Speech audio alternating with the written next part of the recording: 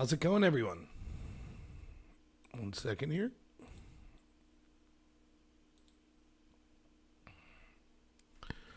Welcome to the Normal America Show, November 6, 2020, Friday. Joe Biden will be announced the winner today. Last night, in the middle of the night, of course, Georgia found enough ballots that it was able to tip it 900 now in favor of Joe Biden. Good morning, Caleb. Nice to see you. So, they'll call Pennsylvania for Joe Biden today, and looks like Nevada is going to easily go for Joe Biden. Arizona won't matter at that point, nor will North Carolina. Probably both to go to Joe Biden.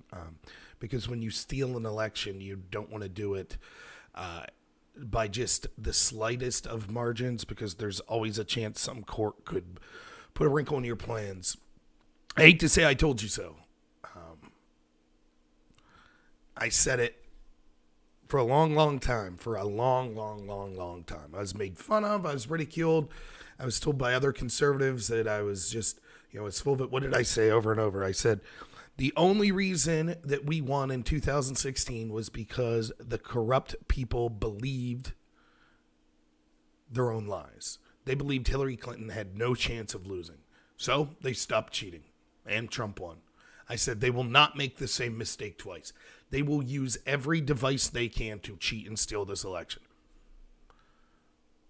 I said we have to be vigilant. We have to be out there. I'm tired of running into Trump supporters saying, 48 out of 50 states, we're going to crush it. We have it in the bag. I said, you're going to look like Hillary supporters.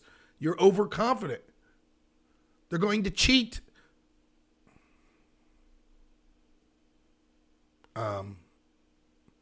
So, hey, what's up, Matt? There'll be a recount in Georgia for sure. It's close enough, but it's irrelevant. Any info on Trump's lawsuits yet? No. What we're going to do today in this episode is I'm going to go through some of the evidence of election fraud or possible election fraud. And I will tell you right now, not everything you're seeing is accurate that says fraud. What's up, Dib? So some of it will be debunking claims that people have made of possible fraud. Others will be showing what I think is evidence of fraud. Now, let me start off by saying this. Let me give the bad news. I can't prove voter fraud. I can't. I don't have access to the ballots. I'm not a lawyer. I can't prove it. What I could do is show a bunch of evidence to suggest that it's likely. And evidence, I think, I'll try to say, even if you don't think it's 100% proof of it's fraud, why even Biden supporters should question what's going on and demand some answers to it. So that's my goal for this show today. What's my familiarity with the vote counting process in these states? I would say no more than the average person would be my guess. I do have connections to some people that are more familiar, like through the Republican Party in Pennsylvania here, but I would say I have no more insight than the average person. So when it comes to the actual processes in the state. So, that's what we'll get. But, I just wanted to start with the idea of just letting you know where it stands right now. It could be during my show that most media agencies will declare Biden the winner. So that'll be the big news. So just be prepared for that. What was I going to say?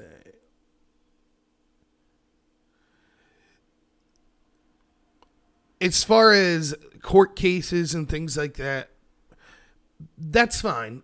People, who knows? It could go Trump's way. I would say at this point, the chances are next to nothing, though. As I said, the courts are going to be very, very, very, very, very reticent. It'll be a month or so. the American people will have accepted Joe Biden as the winner. Everyone will say Biden has won, Biden has won, Biden has won.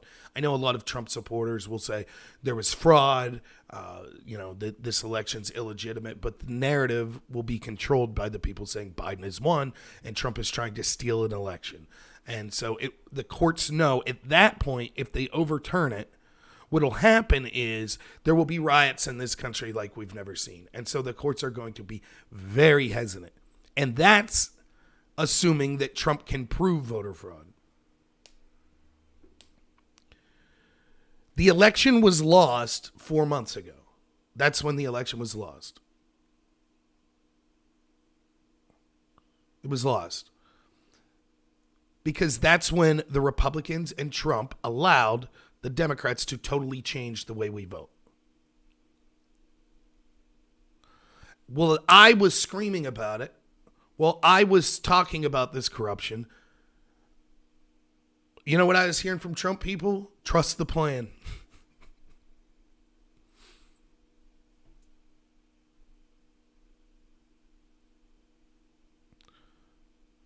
I don't know what else to say.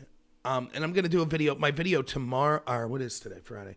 My video Monday is probably going to be on the idea of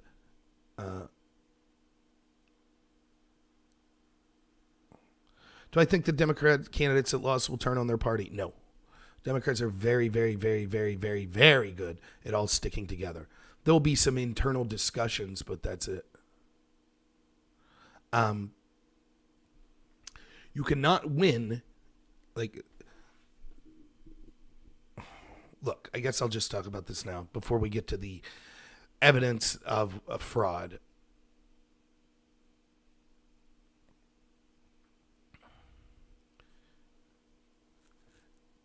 I lost. Trump lost. Trump supporters lost. People against the establishment lost.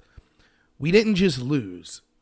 This is one of the all-time biggest losses in the history of this country. It is a resounding victory for the establishment, a resounding victory for those that engaged in a coup against Trump. More so than you could even imagine. More so than even you're thinking. If you're thinking right now, yeah, it was bad. It's a big victory from. It's worse than that. And I'll explain to you what. You want to know how bad we got beat? We got beat so bad that many Trump supporters think they won. That is a crushing victory. Imagine a sports game. Imagine a basketball game, right? And one side blows the other out. Whatever, they win the championship. I guess it doesn't even have to be a blowout. But the Lakers beat the Pistons for the championship, right? And you see the Pistons getting on their bus and they're high-fiving each other and slapping. And you're like, why are you so excited? You just lost the championship. And they're like, are you kidding? We won. We won. We're the winners. But no, they just gave the trophy to the Lakers. They won. No, we won. We won. But the scoreboard said you lost. We won. That's many people in the Republican Party right now. Don't believe me? What's the biggest growing conservative podcast in the country? If you watch the show, they say it every time. You know what it is?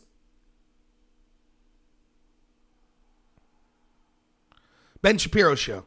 Go to Ben Shapiro's Twitter, see what he's saying.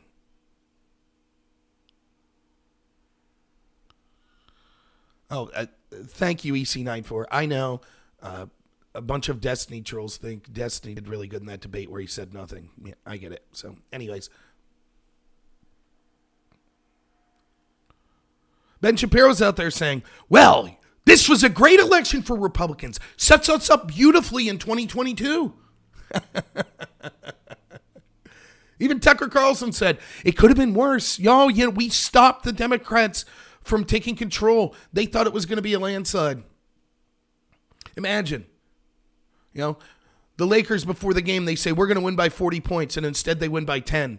And so the Pistons high-fiving. We did it. We did it. We didn't let them win by 40. They only won by 10. We're the winners then.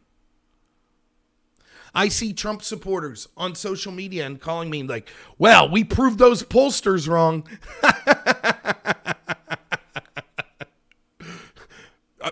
Good work.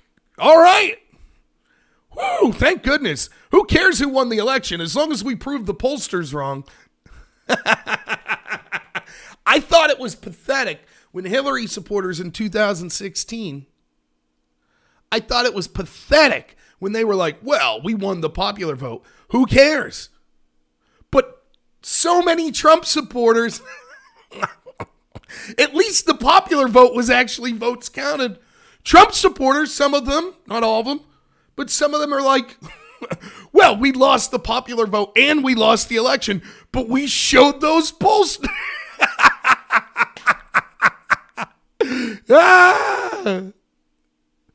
Woo! Yeah, of course it was a tight race. Absolutely it was. And doesn't matter. Means nothing. That's another thing Trump said. Well, it was close. That's right up there with we proved the pollsters wrong. And you lost. Now, it was stolen. And I predicted it. I don't know what to say. I told people this is what happened.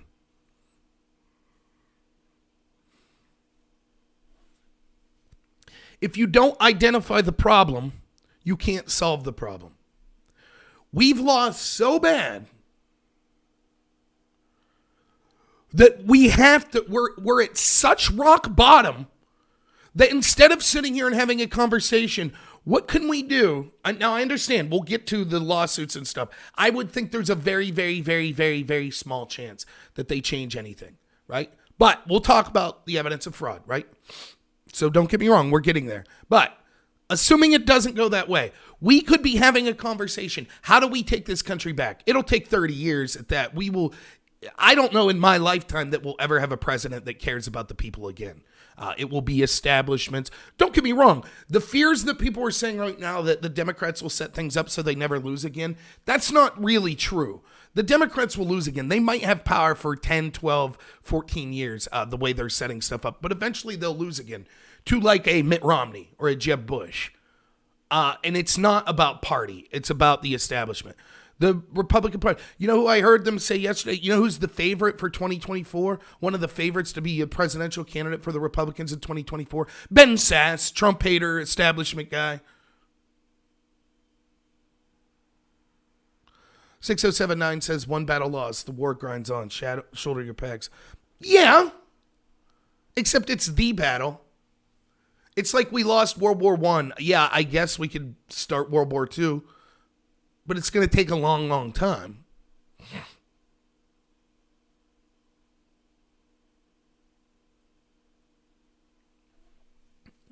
And Caleb, I really appreciate you being here, and thank you for this comment.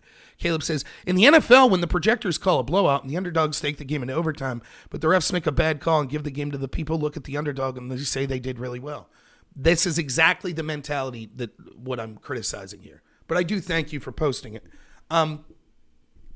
Because instead of talking about what can we do? Okay, we hit bottom. How do we start fighting? We can't even do that. We can't even have that discussion. That's how bad we've been beaten. We've been beaten so bad that you can't even have a discussion about how to take the country back. Instead, we have to have a discussion of, did we get beat? Well, it was an overtime loss. The refs made bad calls, so... Normally, what good teams do when they lose is say, whatever, we lost. How do we make sure we don't lose next time? What can we do to improve ourselves? We're not going to do that. We're going to say we won.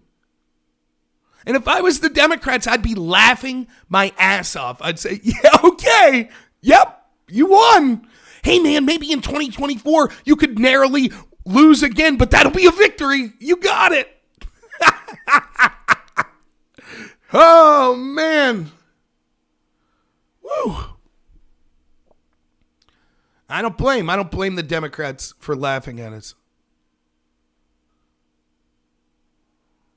I don't blame it at all. It is funny. It's sad.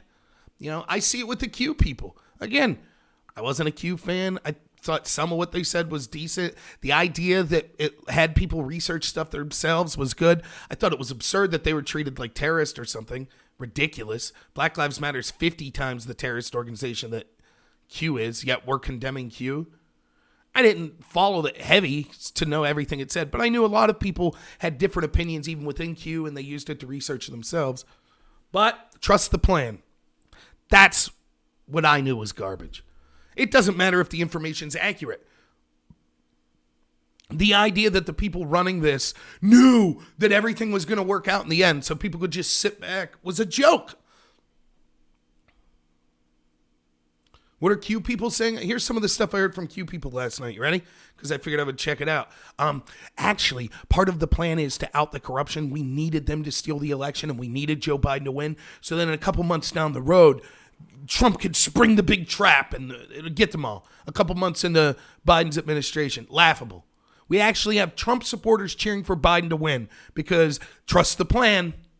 Laughable. Why stop there? Oh, you know what we should do? Let's leave the establishment win for the next 60 years. And then in that 61st year, we'll finally spring the trap.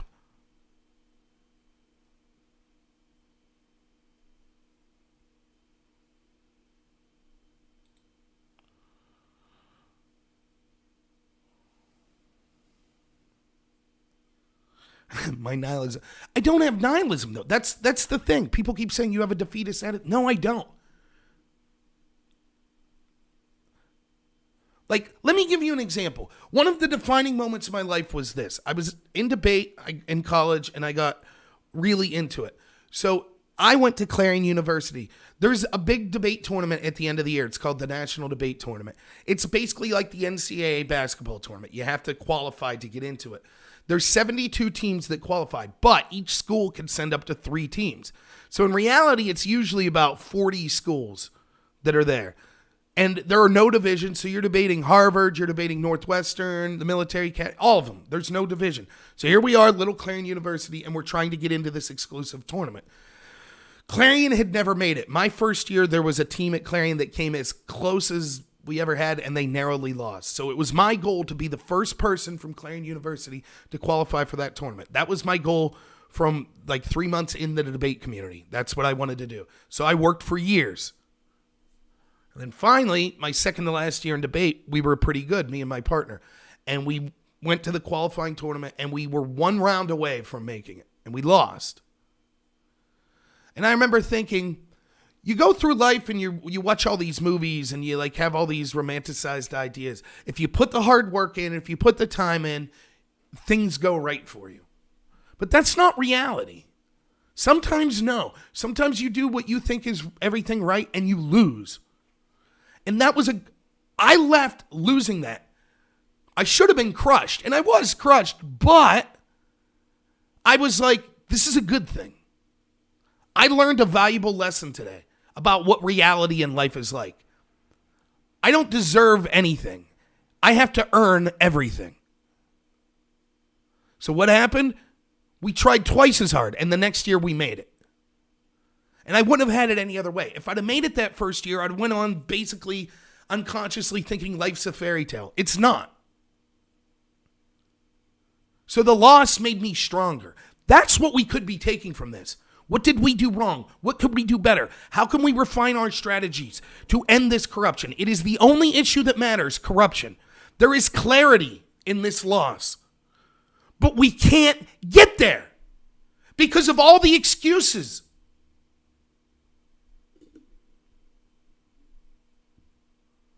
I had people telling me, why are you criticizing Lindsey Graham? Our energy should be focused elsewhere. That is the first place you need to start. Before you can fight your enemy, you need to look at your allies that are holding you back. Lindsey Graham is a charlatan. For 2 years, he's been talking about he was going to make people engaged in this coup answer questions. He didn't do anything. Sean Hannity is a charlatan. He brought Lindsey Graham on every night to get the big ratings on his show, and they sat around and fantasized how they were going to stop all the people that were attacking Trump. Sean Hannity knew Lindsey Graham wasn't doing anything, but he sat there and let him come on.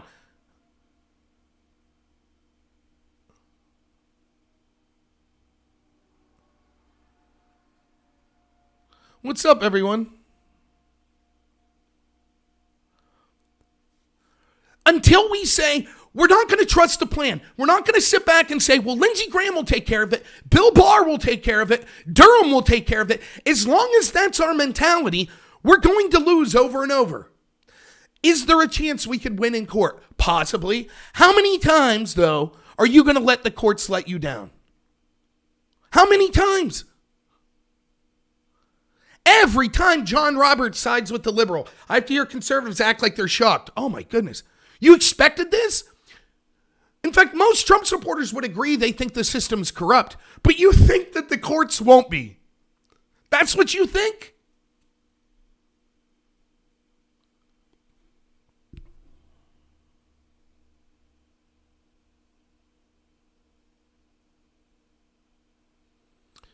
Dude, I seem epic. Will I say Biden alm? I don't know. I guess I just said it. I don't know what that means, though. How long before independence was actually long? Yeah, it took a long time. Well, the dude from yesterday condemned white supremacy today. Good job. Thank you, Jack. I appreciate it. So again, I'm not defeatist. I'm not nihilist.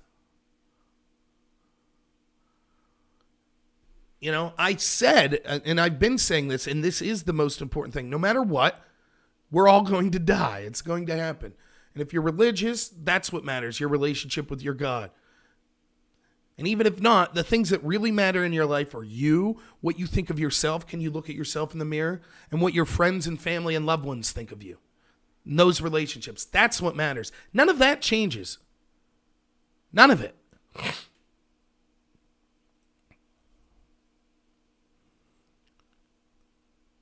And I've been saying, don't leave this make you physically ill. Look, I love this country as much as anyone. I'm going to fight as hard as I can for this country. But I'm a happy person. I'm having a kid. You know? So I look at the positives. It's cathartic for me to do a show where I could talk about all these things that I see as negative. But that if you saw me on the street, you wouldn't be like, oh, there's a really morose guy. I'm as happy as you can imagine. I am. I have the good fortune of having, you know, the best wife in the world, having the best friends and family around me. I live in an area of the world that's beautiful. I live in rural Clarion County. If things get horrible, there's a stream of clean water right below me. We know how to hunt and fish here. We'll be all right. It'll be all right. It won't be like that for everyone. And I apologize for that. But I try to keep it positive, and I recommend you take stock of the things in your life that are positive. I know that I fought and tried to do what was right. I might not always be correct, but I behaved in a moral way according to my own principles. And I tried to make sacrifices to fight. Now maybe I'll make more. But, you know, at some point, the most important thing is friends and family. So,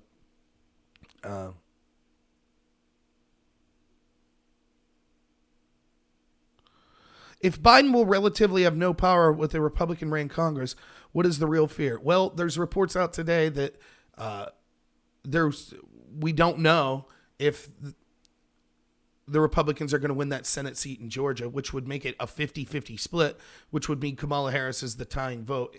I don't know that the Republicans won enough to take the House. They gained seats, but I don't think they'll control the House. I could be wrong about that. But it's not over yet anyways. And it doesn't matter. It's irrelevant. The Republicans are irrelevant. The establishment was the biggest winners in this election, but specifically the biggest winner is Lindsey Graham. The biggest winner is Mitt Romney. The establishment Republicans are the biggest winner. They never liked Trump. They wanted him out. They had no interest in ending the corruption. They are part of the corruption. And so saying, well, the corrupt Republicans are there, they'll stop the corrupt Democrats from being corrupt. Okay. It'll just go back to the Republican Party of George W. Bush. Foreign wars. They'll be siding off with Biden. Oh, finally, Biden's looking presidential. Thank God he dropped those bombs in Syria. Finally, a presidential candidate that could bomb the shit out of brown people. There's what we need. Let's get into another war. Any Libyas that we need to get into, and the Republicans will be right there patting Biden on the back. Yes, good job. Woo, finally. Man, this guy's acting presidential. We don't want some xenophobe like Trump pulling troops home. Can't have that.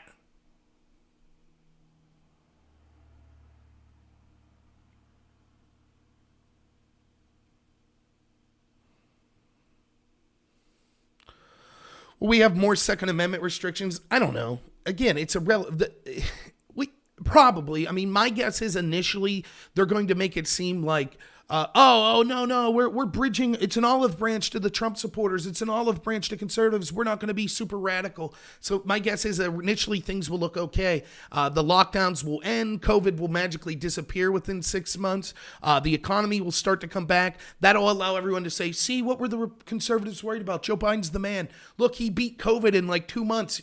He eliminated it. The economy's back on track. Things are doing great. I don't think that they'll even necessarily pack the courts ever. They'll consider it. We'll see what happens. But it doesn't matter. If the courts look at evidence of fraud and don't change the election, does it matter if they pack the courts? Because they already control the courts. On the important issue, they're going to go with Biden. Restricting the Second Amendment? Possibly. I'm sure there'll be some sorts of laws that are passed. But it's irrelevant. The Second Amendment's irrelevant as we speak now. Ask the McCloskeys in St. Louis. Ask Kyle Rittenhouse. They don't want you to have police. And if you don't have police, you're not allowed to defend yourself. That's the status quo. I'll tell you this. The Biden administration isn't going to protect your rights to the Second Amendment more than previously. That's not going to happen. So if you already didn't have a right, I mean, you have the right. You could have a gun. It's just if you ever have to use it to defend yourself, you're going to go to jail. So you really don't have a right to the Second Amendment. You don't already, currently. And that happened under Trump's side, and Republicans did nothing about it. That's what happened. Thank you, Jimmy. 6079, that's the exact attitude we need. That's right. He says, we'll have new allies and the useful idiots that are decimated. Exactly. That's where we start. We get rid of the deadweight charlatans and the establishment Republicans that we thought had our back, and we start to understand we need allies wherever we can. And that's going to mean allying yourself with some people who you heavily disagree with. But there is one issue that matters, only one, as I've been saying for 4 years, and that's corruption. That is the only issue that matters, which is why on this show almost every day I say to my friends on the left, you have to understand, if you're supporting intel agencies that are attacking the president like this, if you're supporting tech censorship, if you're supporting the mainstream media basically censoring and being all in the tank for one party, you're making a huge mistake because eventually they will turn on you. I've been laying the groundwork for this. This is exactly what we need to do. And so, as those useful idiots find out, and I don't say the term derogatively, but as the people start to get screwed over that thought, hey, I'm a progressive, Joe Biden will have my back, you reach out to them and you say, do you see? This is why fighting corruption was so important. Because the truth is, no matter what your issue is, it could be climate change, it could be the Second Amendment, it could be the First Amendment, it could be pro-life or pro-choice, it doesn't matter. Whatever your issue is, it is irrelevant if you do not matter in the grand scheme of things. So if voting is irrelevant, if they could steal an election, or even if they don't steal the election, they could totally control the narrative, or they could use the intel agencies to stymie any president. The only hope you have at that point is, I hope the establishment agrees with me. But your vote's irrelevant. Until we change that, why would we bicker over the rest of these issues? And I feel strongly. I'm strongly against socialism. I'm strongly against what the majority of what progressives think. They're pushing of this systemically racist narrative and all that stuff, strongly against it. It doesn't matter. We need to have allies.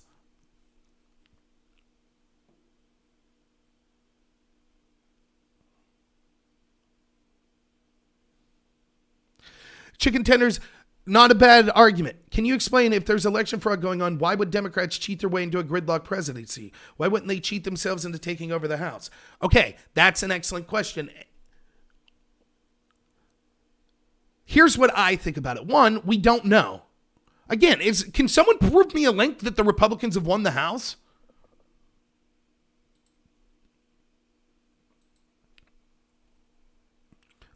People keep saying that. My interpretation was Republicans gained seats in the House, but not that they had won the House.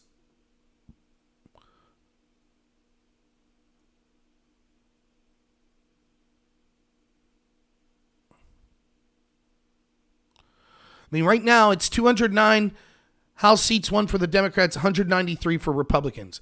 There's 33 remaining. The Democrats need to win 9 of those to have control of the House. The Dems are up in 1, 2, 3, 4, 5, 6, 7, 8, 9, 10. So as things now, the Democrats are up in 10, and it looks like there's several races where Republicans are winning by less than 0.1%. So I don't know where the certainty is that the Republicans won the House. The same could be true of the Senate. If the Georgia Senate seat flips, then it'll be 50-50, and in effect, the vice president's the tiebreaker, and the Democrats have control of it.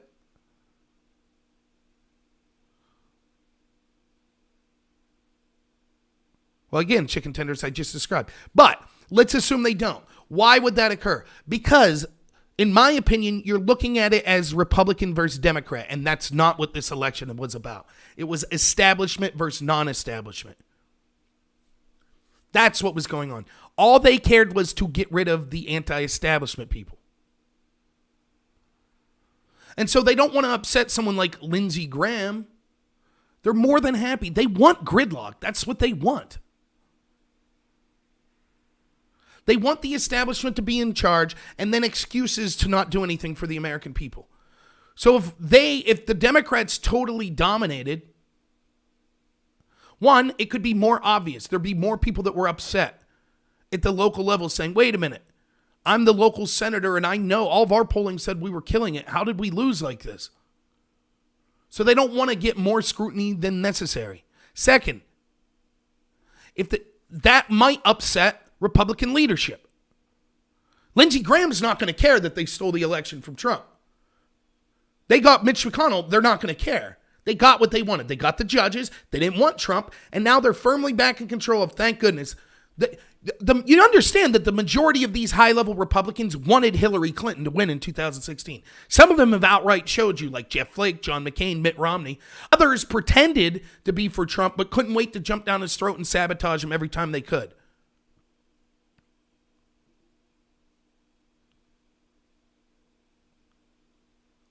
You bet 4K and Biden just have a win-win. Hey, good for you. Well, it's not copium. And unfortunately, first off, I don't know that I'll be the best channel to watch to mock, which I don't care if you do. If you're mocking me and if you want to mock Trump supporters, just make it funny. Right? That's fine. But, I'll say this again. I've said it several times, and I mean this truthfully, I do. I totally expect Biden supporters and think they have every right to lambast the hell out of Trump supporters and mock them relentlessly. I think they do. I think they absolutely have that right. Even though I think the election was stolen. Why? Because Hillary supporters thought the election was stolen from her. Did that stop Trump supporters from ridiculing them? No. Now, if you're a Trump supporter like me, you're like, but that election wasn't stolen. That was all a lie. I agree, but the Hillary supporters didn't know that. They truthfully believed that election was stolen. Many of them. So imagine thinking that an election was stolen, and then you got these people from the other side that are like, oh, I'm drinking your liberal tears. So they sat on that for 4 years. Now they're in the driver's seat. So they're going to make fun of you. And that's fine. That's human nature. You know what I mean? So I don't mind. I don't mind at all. Every single Democrat that wants to come in here and just be like, you're making excuse. That's totally fine. I totally get it. Now, I will say my record is in 2016, the night that Trump won, when it was obvious that he won, I did not gloat or brag. I told Democrats, this is the first time in my life that the person I voted for president won. I was a Ron Paul supporter. I know what it's like to support someone and have them lose, so I'm not going to make fun of you. And I didn't. And I said, even though I predicted Trump losing in this exact scenario, I said, if Trump will win, I'm not going to be on here making fun. If you would have tuned into my show, it's not going to be like, look at the Democrats. That wouldn't have been me. I don't blame people from either side that do it. I get it. It's human nature. But I'm just saying, no, I did not vote for Bush. Nor did I vote for McCain or Romney. I'm against the establishment. Yeah, and I mean, 6079, I don't mind that mindset. You know, that is one positive. Like I said this yesterday. If you want to take one positive from this election, it's that a lot of the people on the left that will be gloating and stuff like that are going to tremendously get screwed over. Biden's going to screw them over. And so if you're the type of person that wants to be like, haha, there, it's not going to be me. I'm not going to do that. I'm going to be reaching out to them saying, I'm sorry, I told you so, but maybe we could come together and start to fight this corruption. That's what I'm going to be doing. But if you want, you could be like, now we're making fun of them. That's fine. Thank you, Jack. I appreciate it. Yeah, the two-party system sucks. I agree. Do I honestly think there was enough fraud or evidence that swayed the election away from Trump? All right, let's get into it. That's what today was going to be about. So, yeah, that's right, Epic. Epic says the left should be thinking if the Dems can cheat the Republicans, will the Dems need my vote in the future? That's exactly it. So there's two ways to break down this fraud, right? Or to break down how the election was stolen. I'm going to start with fraud, the actual election fraud, but then we'll back up from there. So one of the things I like to do is to try to view things as if I was on the other side of the ledger, right? So if I'm a Democrat, if I'm a Biden supporter, what am I thinking about this? And so when I try to put myself in that position, I say, how would I then convince a Democrat of the position I want, right? So for example, illegal immigration. They might not care that illegal immigration is taking jobs from Americans. A Democrat might not care about that. But what they will care about is sexual assault. And so one of the arguments that you make is like, look, with illegal immigration, Amnesty International says 1/3 of the women trying to cross the border are sexually assaulted. Right? So we need to have a better system than just encouraging illegal immigration because it's devastating for these women that are being sexually assaulted, in addition to drug trafficking, child exploitation, things like that. That's a more persuasive argument, right? So in that vein, what I'm going to try to do here is I'm going to try to be as fair-minded as possible and try to explain with each of these things why it should be something that would concern Democrats as well. Now, from the outset, to answer your question, Zeke, let me say from the outset, I cannot prove, as I already said, that voter fraud occurred. I could say I predicted it, that all signs point to that's the case blatantly. I think it's overwhelming that signs point to the case, but I don't have access to the ballots. I wasn't there to watch the polls. I can't show you exactly, here is the smoking gun proof. But I could show you a bunch of situations, evidence that's pretty damning that goes in that direction. However, there are also things out there that are just factually untrue. That you see people saying this is evidence of fraud. And it's important to be honest and say, no, that's... So let's start with one of those. There is a graph going around, and I didn't save it. I wish I did. But I've seen dozens of times that show a bunch of states, and they say things like, registered voters in Pennsylvania, 4,733,000. Number of votes in Pennsylvania, 6,900,something thousand. That means that 170% voter turnout. And it says that it's sourced from some website, World Something, and World Clear Politics. That is a lie. Don't put that out there. That's a lie. When you see something like that, that's a damning claim. If that would have occurred, if there was 170% voter turnout, right? That seems like something people would have been like, whoa, what? If you see something like, and I said the same thing about when people believe that Trump said Nazis were good people, that's so out there. That's so damning for someone's political career that you should be like, wait a minute. He said on camera Nazis were good people. I'm going to check into that myself instead of listening to Jake Tapper. I'm going to check it myself. The same's true of here. If you see a graph that says 170% of people voted in these 6 states, you should check that out yourself. So it took me 10 seconds to disprove this. I went to the Pennsylvania official voter registration page. It turns out that there's close to 7 million people registered, or I mean close to 9 million people registered to vote, and 6,900,000 or so voted. So it was a lie.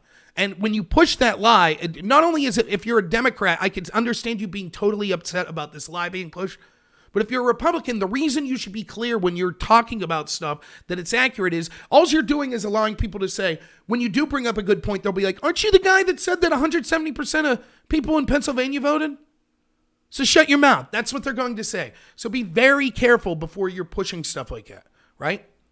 And we should always be looking for alternative explanations for why some of this stuff could have occurred, which is what I did. All right. Evidence 1 of potential voter fraud.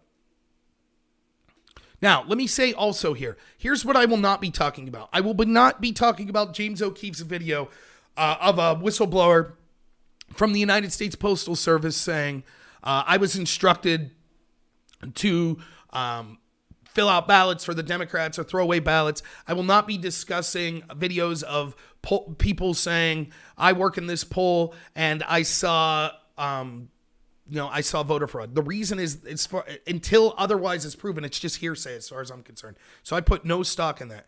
Also, there are many times, anytime someone sees anyone with a package around a poll place, they say, aha, they're bringing ballots in those packages.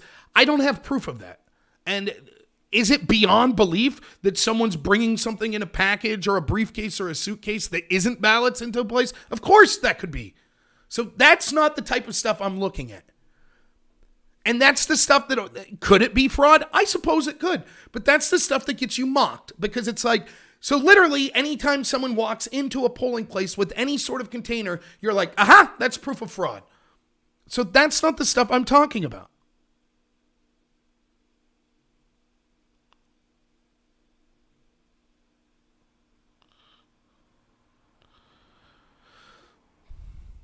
So let's talk about the stuff that's real. The first thing that should worry even Democrats, and I asked every Democrat I could, and I have not received any sort of reasonable answer. And if you're on the left and you're watching here, I'd really appreciate your chance. I'm going to try to be open-minded. I really am trying. Why did only Democrat-ran cities and swing states stop counting votes in the middle of the night on Tuesday? I guess going into Wednesday morning. Why? What is the possible explanation? Now, you might say, is that proof of fraud? No, but it suggests something fishy's going on. And that should concern you if you're a Democrat as well. Why did this occur? Trump did not tell them to. That never happened. And that's a lie that's being pushed by the Democrats. When people were saying stop counting, what they were saying was stop counting because there wasn't Republicans that were allowed to watch the polls being counted. That's why they were saying stop counting. By the way, the irony is that's exactly what the Democrats did when they were court-ordered to allow Republicans in Philadelphia to watch the polls. What did they do? They stopped counting. So for all the smug Democrats out there that said, oh, Trump doesn't want votes counted, he said stop counting. Where the hell were you when the Democrats stopped counting because Republicans were allowed to be in the room?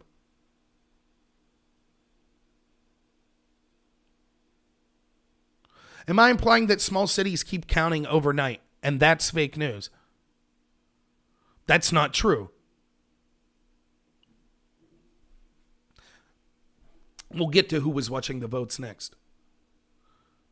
So not only did all of these, we saw in the non-swing states, they managed to keep counting. What's the rationale? Why did they stop counting in the middle of the night? But then they didn't, right? They didn't. They claimed they stopped counting, and so then you went to bed 2, 3 in the morning. But all of a sudden, each one of these Democrat-ran cities, almost every one of them, they started to report. They told you they were done counting in the middle of the night, but then they did. And it was overwhelmingly for Joe Biden. Hundreds of thousands of votes, almost every single one for Joe Biden in the middle of the night, after they told you they were done counting for the night. But then they didn't. Then they counted.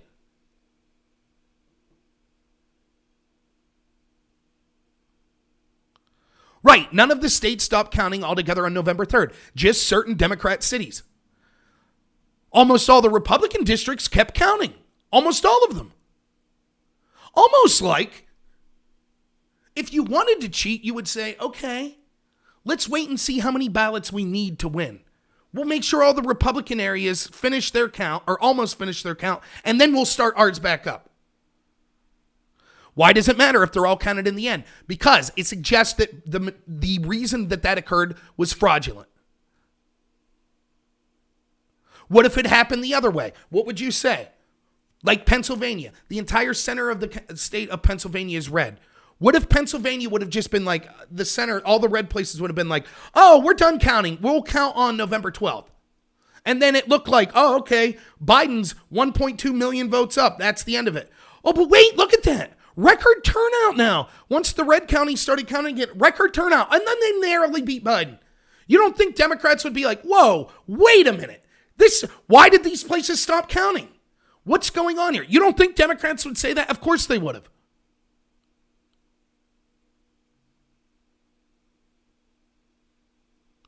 Do I have to know how many people would be involved? I literally saw, how many people did I see involved in burying the Hunter Biden laptop story? Thousands of people in the media? How many people were involved in the FBI using unverified opposition research sourced by a Kremlin spy to spy on Donald Trump's campaign and team? How many people were involved in that?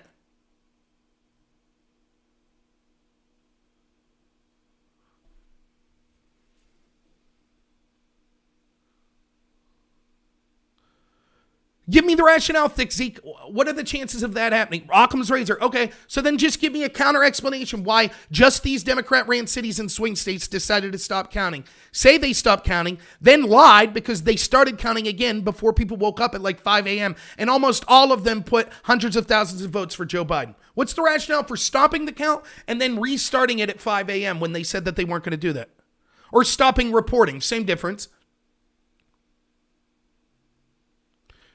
Some people have told me, well, they were understaffed. They didn't know? They didn't know that this was going to be a contentious election? They didn't know how elections work? Somehow, all of the conservative areas were managed to be properly staffed and to keep reporting. Just the Democrat areas. Just them. They didn't know. What's the reason?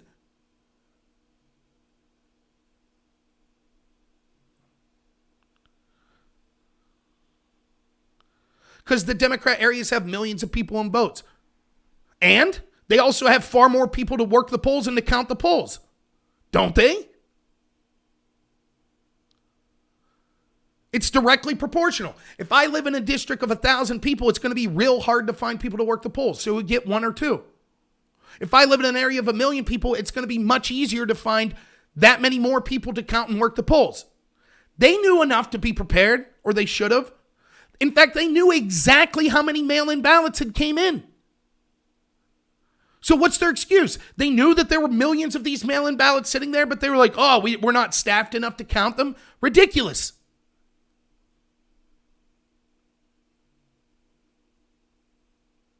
Right, I heard the pipe burst story.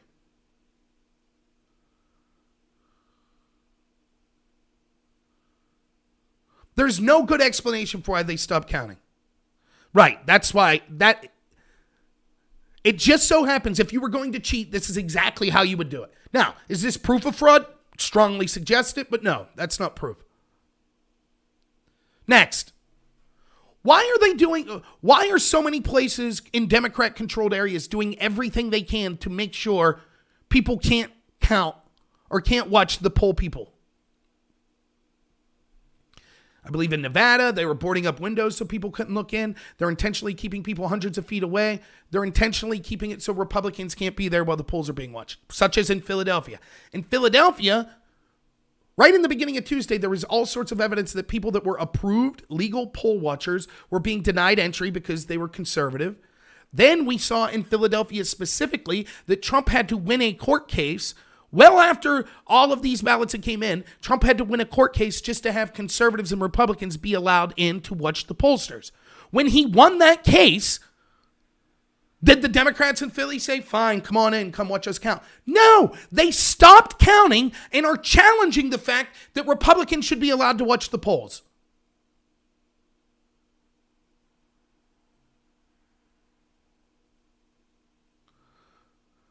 Thick Zeke, any explanation? What would the incentive be to keep Republicans from watching the polls? Why would you go to court to say that the Republicans aren't allowed to be there? The Democrats are allowed to be in there, but not Republicans. Oh, yeah, right, yes. Of course Pennsylvania is blue. I said it would, by the end of the show, the election would be called for Biden, so I'm not surprised in the least bit.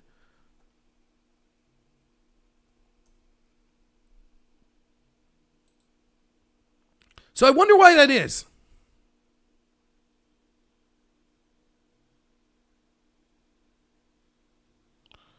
Joe Biden will win by 2-3% in Pennsylvania, by the way. That was my prediction going into this morning. So no one on the left? No one? Wait, remember that I saw the people on the left saying, oh my God, look at how absurd. Look how absurd it is. The Republicans are saying, stop counting, stop counting. Look at how absurd it is. Yet, when a judge says, Republicans are allowed to be there and watch the pollsters, the Democrats say, well, then we refuse to count. We're not going to count. That's what they did. Anyone? Any explanation why that would be the case? Occam's razor, right, Thick Zeke? What do you think the reason is?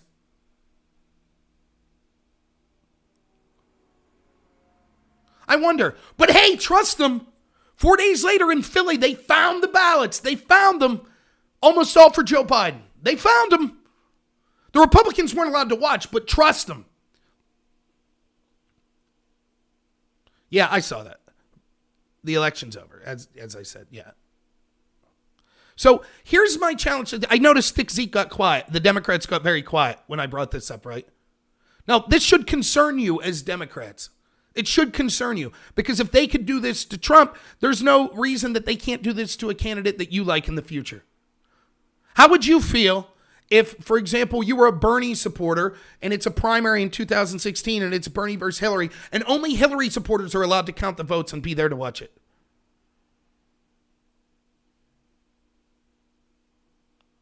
Did I know in New Jersey from 81 until 2017, Republicans were barred from vote counting centers because of threats of violence? And we just watched the left burn down cities left and right. It wasn't Republicans that were burning down inner cities. That was Biden voters. That's who was doing it. They seemed quite violent. I don't give a shit what happened from 81 to 2017 and the possible partisanship that went into that decision. Why weren't Republican pollsters that were qualified to be in there allowed to watch this? They weren't allowed, Thick Zeke. They had to go to court. And this is what I'm talking about. See, I don't mind. Then Thick Zeke, what was the court case about? Was there a court case? Do you see the disingenuous nature of some of the people on the left? Literally, they went to court. They had to go to court to allow Trump supporters in to watch the polls. And then when the Republicans won, that they were allowed to watch the pollsters, Philadelphia stopped counting. Well, they're there now, so there. And instead of yes, they resumed counting eventually, but they fought tooth and nail they initially kept the Republicans out when all of these hundreds of thousands, if not millions of ballots were coming in. So what's the argument? So here's my argument to you, Thick Zeke. Clearly, there was nothing fraudulent that went on there. So what we should do is recount. Yes, they did, Thick Zeke. Prove it. There was a court case.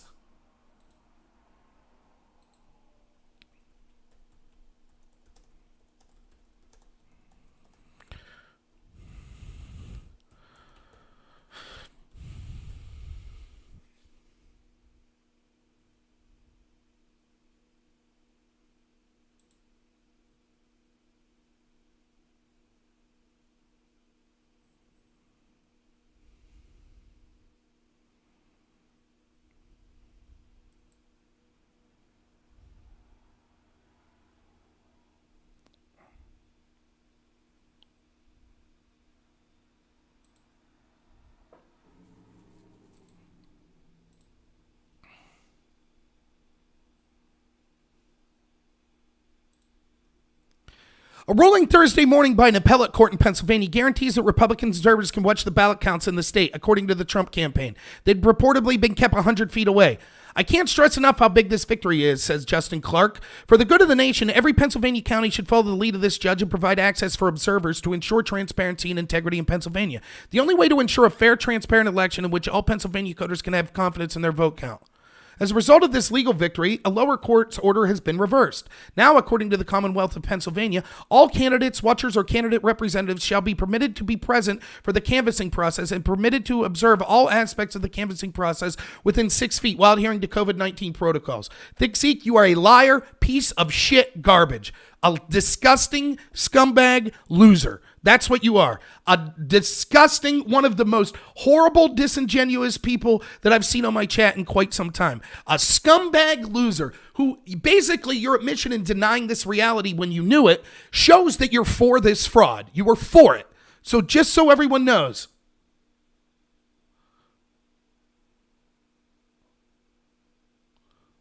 Disgusting. Prove it. Prove it.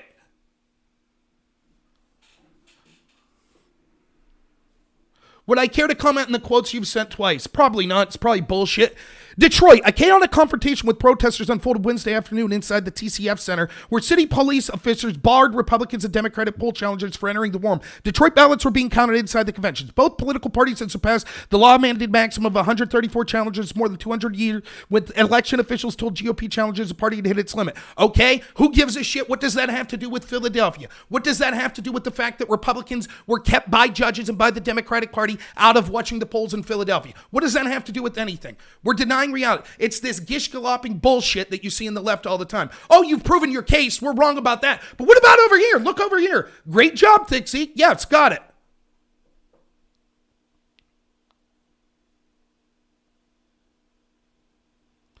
A federal judge in Pittsburgh ruled against Donald Trump campaign Saturday in a lawsuit challenging Pennsylvania's rule for mail voting and poll watchers. And what?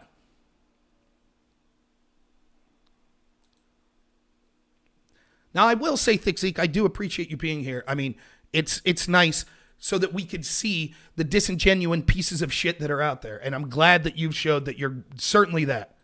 So that's fantastic. You asked to prove it. I proved it. That's fantastic. Then you say nothing about it. You asked to prove it. I proved it. That's fantastic. Then you say nothing about it. You asked to prove it. I proved it. That's fantastic. Then you say nothing about it. You asked to prove it. I proved it. That's fantastic. Then you say nothing about it. You asked to prove it. I proved it. That's fantastic. Then you say nothing about it. You asked to prove it. I proved it. That's fantastic. Then you say nothing about it. You asked to prove it. I proved it. Gish galloping left. Tell me more, right-wing Andy. I love these Gish insults left. Tell me more, right-wing Andy. The Twitch people are the best. I love these. Never has there been a crowd of more ignorant. Never has there been. Every time you debate one of them, I crush them.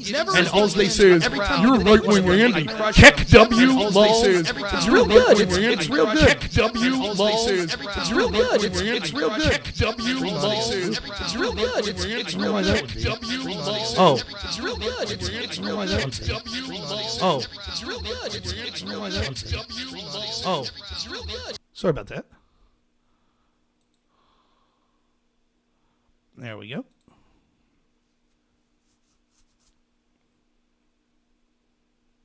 Sorry about that.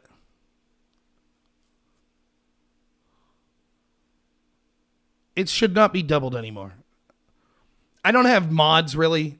No one's there to mod for me, so I had to go on and mod myself, which means it was coming through the desktop audio, so sorry about that. It should be better now. Free Thick Zeke. No Stevie Lives. Not free Thick Zeke.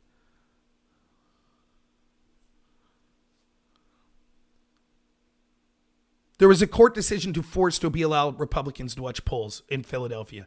I don't care. I don't care what your rationale is. That's absurd. So what I'm going to suggest is this. If you're on the left and you think that's legitimate and you think, wait, just because Republican poll watchers weren't allowed to be there, that doesn't prove that it was fraud. What we should do is totally change. Let's recount the whole election and only Republicans are allowed in the room. No, I didn't get mad that I was wrong, so I banned Thick Zeke. I got mad because Thick Zeke was disingenuous. How was I wrong? Go ahead, Stevie. Is it your argument that when Thick Zeke said prove it, that Republican pollsters, they had to win a court case to be allowed to get in and view? You're going to defend Thick Zeke there, that I was wrong? That's your argument. Go ahead, Stevie. You got a minute, and then you're banned. I got mad that I was wrong. I was not wrong. I proved my case. And he continued to he just moved the goalpost and say I was wrong and go with insults. Okay, I guess.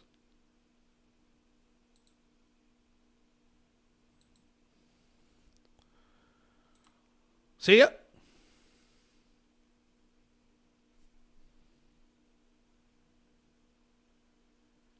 How is there not a single... So, Phoenix YouTube, you're saying there is no evidence that the Republican pollsters weren't allowed there. That's your argument?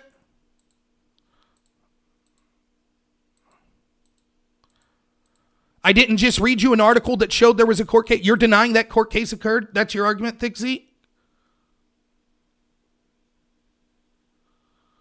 That's your argument?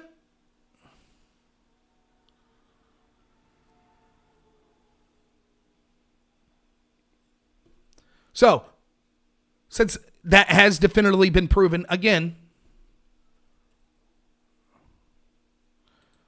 one more time. I mean, this is what I'm talking about. Look, there is an argument. You could say this doesn't prove fraud. It wasn't that big of a deal. Those things you could say.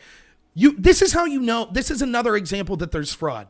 This is how you know. Because you see the people on the left that are totally fine with the fraud. They don't care. And 6079, what you said earlier about once they're predictably turned against. Okay, Phoenix, yes, that's a credible argument. Absolutely. Phoenix, that's a credible argument. You could say, yes, okay, Republicans weren't allowed there. There's evidence for that. But that doesn't prove the election was stolen.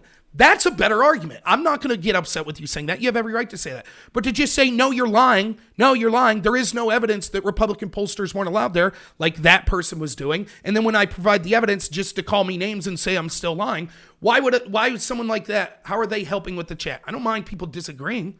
So, all right, Phoenix. So can you give a possible rationale for why the Democrats wouldn't want Republican pollsters there? And if it's fine, if that's no evidence of fraud, let's just recount the election and only Republicans are allowed to count. Fair enough? I mean, they can't cheat, right? It's not evidence of fraud if it's just Republicans counting. And if you want every vote counted, there shouldn't be a problem. So we'll just, from here on out, we'll pass a law because the Democrats say, look, just because there were Democrats only in there, that doesn't mean that the Democrats cheated. Fine. Absolutely. So we'll make sure the next time only Republicans are allowed to count votes. Fair? We could all agree that would be fair.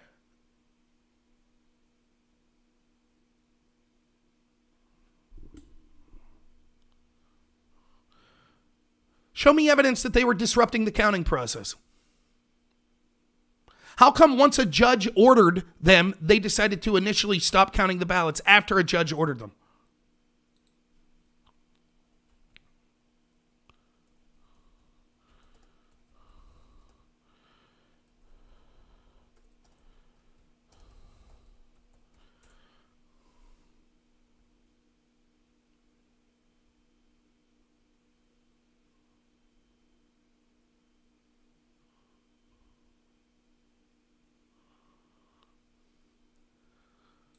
So I guess we'd be okay. So if the opposite happened, if this happened, so let's say 2024, we have districts that stop counting, conservative districts stop counting, then they find hundreds of thousands of ballots all at once that almost universally go for the Republicans.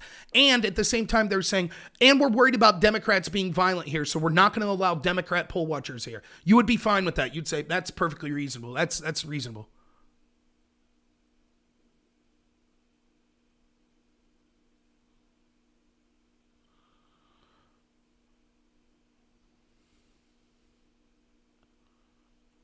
It makes no sense. Everybody knows there was a reason for this.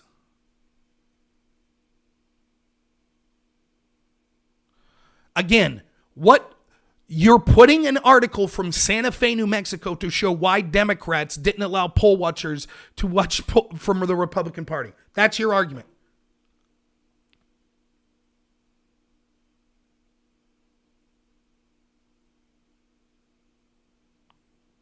Right, Midnight Spirit. They went to court on it, and the judge rules they had to let them in, and they still refused to do it and are appealing it. Look it up. Yes, that is exactly right.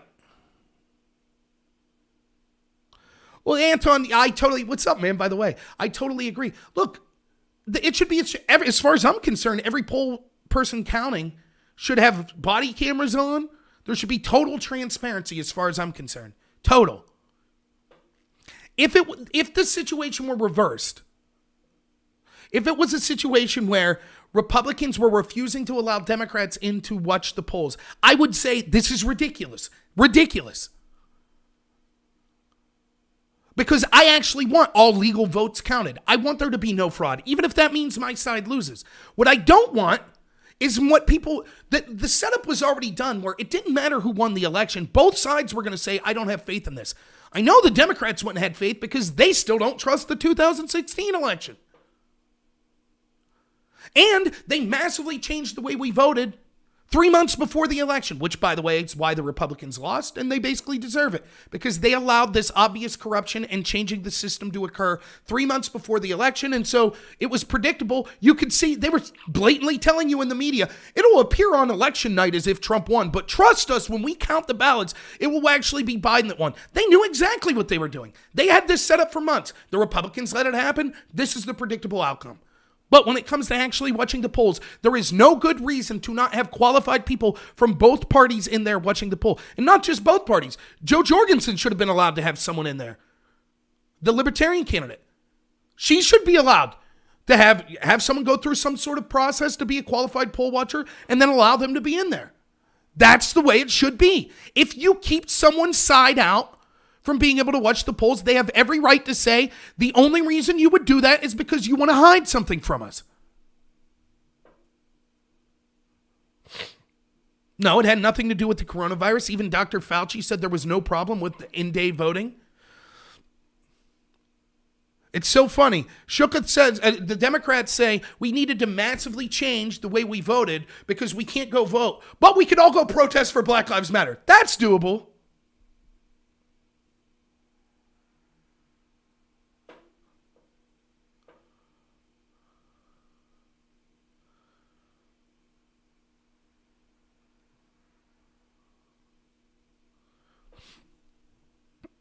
The things I'm saying right now are lies. Again, once more, I showed the article showing that the Republicans had to go to court to allow the Republican pollsters that were being kept 100. I showed it, and your argument is, well, that's a lie, says Woke Legend. The things you're saying right now are lies. So for everyone else watching, now I get it. I get the Twitch crew. I get the communist Twitch crew. You have every right to be happy that you stole an election and that, you think that communists are going to be in charge now. They're not. You're going to get the boot on your neck, but that's fine. But I get it, right?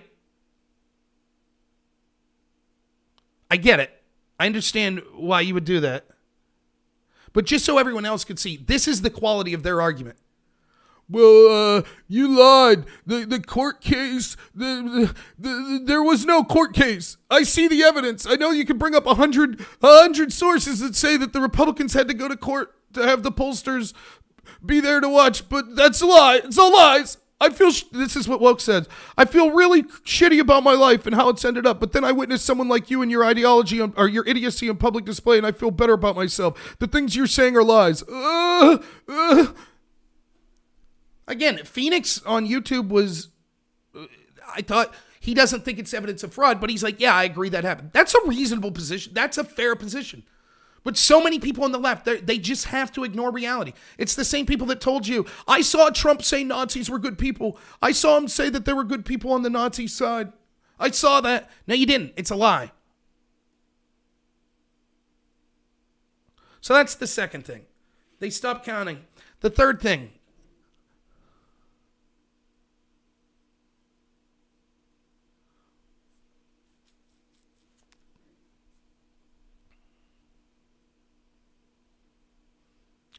The third thing that we see, the fact that places like Wisconsin have about a 90% turnout. Now, Wisconsin was another one of these states where Trump was way ahead, Trump was way ahead, Trump was way ahead. They stopped counting in the middle of the night, 5 a.m. They found 100,000 ballots. Almost all of them went for Joe Biden.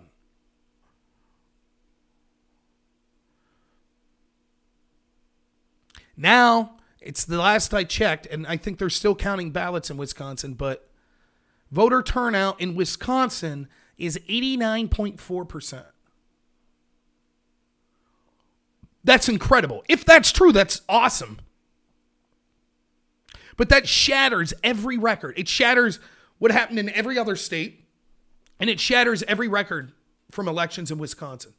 90% voter turnout.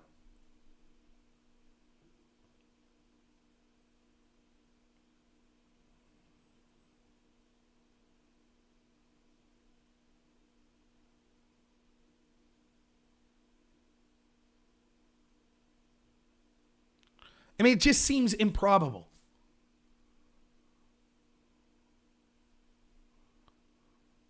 But there's not much more to say about that. We'll see, I guess. That it just seems crazy. The next thing is a discrepancy between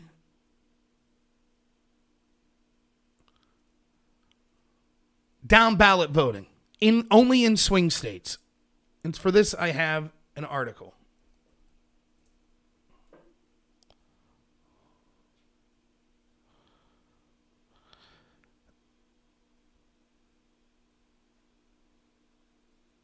Mm-hmm.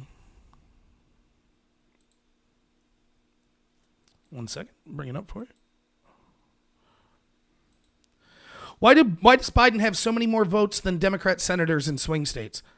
In most elections, a majority of votes are cast down the ticket, meaning a voter supports both parties' presidential nominee and state congressional candidates. In fact, according to Pew Research, overwhelming shares of voters who are supporting Trump and Biden say they are also supporting the same party candidate for Senate. Typically, this means that the number of votes for a presidential candidate and that party's Senate candidate are extremely close. However, we found that the number of votes cast for Joe Biden far exceed those cast for that state's candidates in swing states, while those cast for Trump and the GOP senators remain far closer. In Michigan, for example, there was a difference of just 7,131 votes between Trump and GOP candidate John James. Yet the difference between Joe Biden and Democratic candidate Gary Peters was a staggering 69,093. In Georgia, there was an 818 vote difference between Trump and the GOP senator versus a 95,000 vote difference between Biden and the Democratic candidate for senator. Now, what this suggests is, why would it be like when we see, for example, that for years now, for over 2 years, it has been overwhelming. Trump has been the most popular president in the Republican Party. His approval ratings amongst Republicans far surpassed the last Republican president, Bush. Far surpassed them. Yet we're supposed to believe that a lot of Republicans decided that they were going to vote Democratic ticket for president, but then for Senate, they were going to go with Republicans. Now, the best argument to that doesn't make sense, but the best argument is potentially independents. So were there a lot of independents that ended up voting for Joe Biden, but then voted Republican down ticket? That would be the explanation. It is possible, but that seems incredible.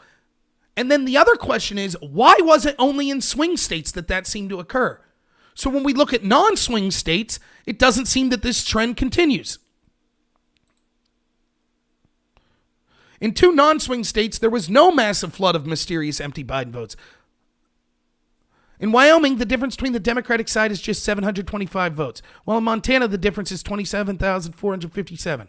So for comparison, let's do Wyoming. Trump got a difference of 4,500 votes between Trump and the GOP senator. With Biden, a difference of 725 votes. So again, when we're looking at swing states, we're talking about differences of almost 100,000. When we're looking at non-swing states, the difference for Biden is about 700. Montana, difference for Trump, 10,000. Difference for Biden and the Democratic senator, 27,000. So it seems odd that in only the swing states do we see this sort of discrepancy.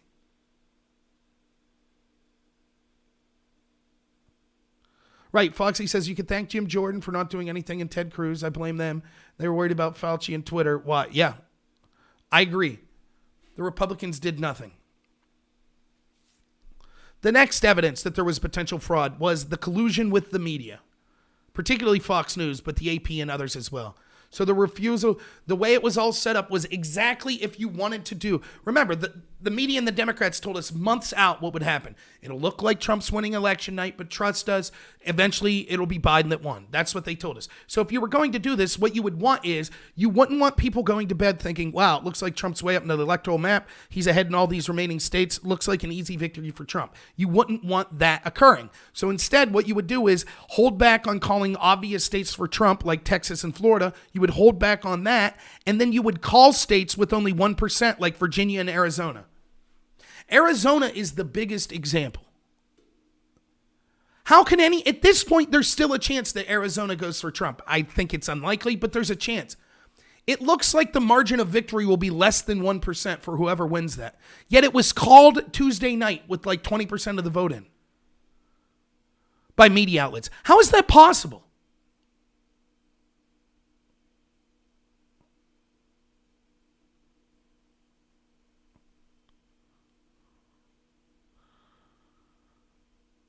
Right. Shooketh says, it's possible that this happened if you were the down ballot stuff. If you were a Republican and saw how the president failed, I would vote a different president and then vote Republican for other seats. Only problem is, all of the polling showed that actually Trump was the most popular Republican president. So, for example, if George Bush only had 87 approval amongst Republicans or something like that, and yet the overwhelming majority of people that voted for Republican senators voted for George Bush in 2000, or 2004 would be a better example. Why would all of a sudden that trend change when all the numbers show Trump was even more popular amongst the Republican Party?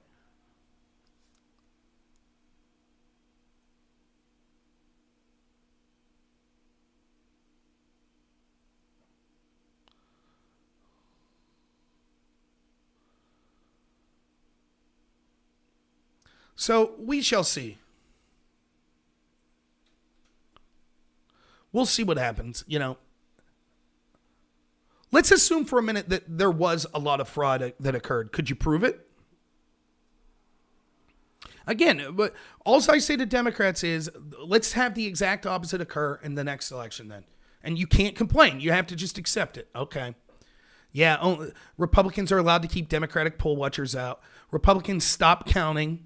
And then in the middle of the night say, oh, we found 100,000 ballots. They're all for the Republican candidate. If we have that happen, the Democrats will be like, yeah, it's absolutely fair. It's a fair election. Yep. Nothing to see here. Absolutely. It's fair.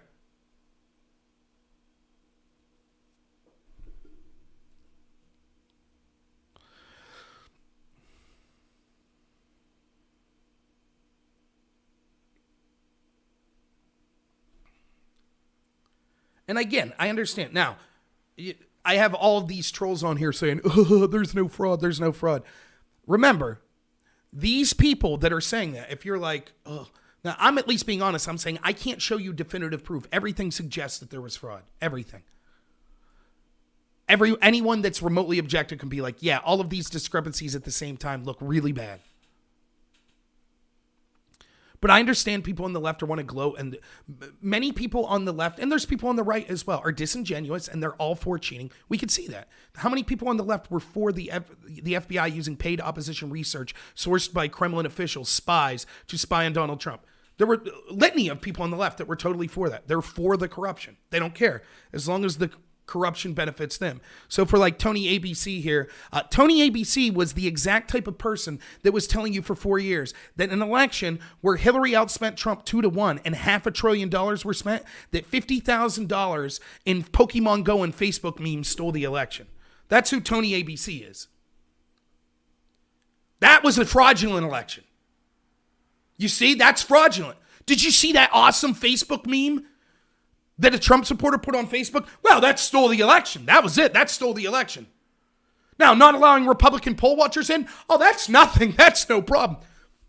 God help us, Tony. Hey, Tony, maybe here's what we could do. Tony, I heard. What if it's true? Oh, my goodness. Brace yourselves, everyone. You ready? I heard that some foreigners put some memes up that were anti-Trump. Oh, my God. Stop the press. Stop the election. Someone in a foreign country put a meme up against Trump. Well, that stole the election. That's it. That the election can no longer be trusted. Stop it. Stop the presses. Stop everything right now. We need to have meetings on Capitol Hill. This is an act of war. Pokemon Go? Did they use Pokemon Go again? Holy shit. Say it ain't so. Oh my goodness. See, the Republican, Donald Trump's challenging of all this obvious corruption that was going on. He's going about it all the wrong way. All he has to do is find one or two memes that were against him online. That's it. That's proof. That's proof that the election was stolen. What's up, Dylan? Thanks for being here, man. Dylan, let me ask you, because I know you're a reasonable person. Would you be for recounting all the votes in the election and only having Republican poll watchers watch?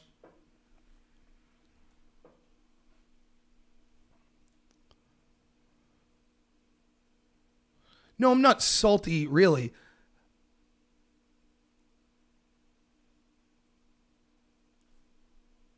First off, if you're coming late, I already admitted that if there was a recount, you would want all sides included. So then can you explain why somewhere like Philadelphia, it took a court order to allow Republicans in to look at the polls? And why then Philadelphia stopped counting to challenge that order? Can you at least see how Republicans might be like, wow, that looks incredibly shady? I'd assume you can, because you would want all sides to watch the polls, which means the implication is it would be shady if only one side was allowed to watch the poll.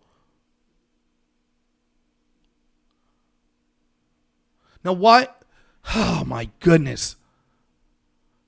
I showed the...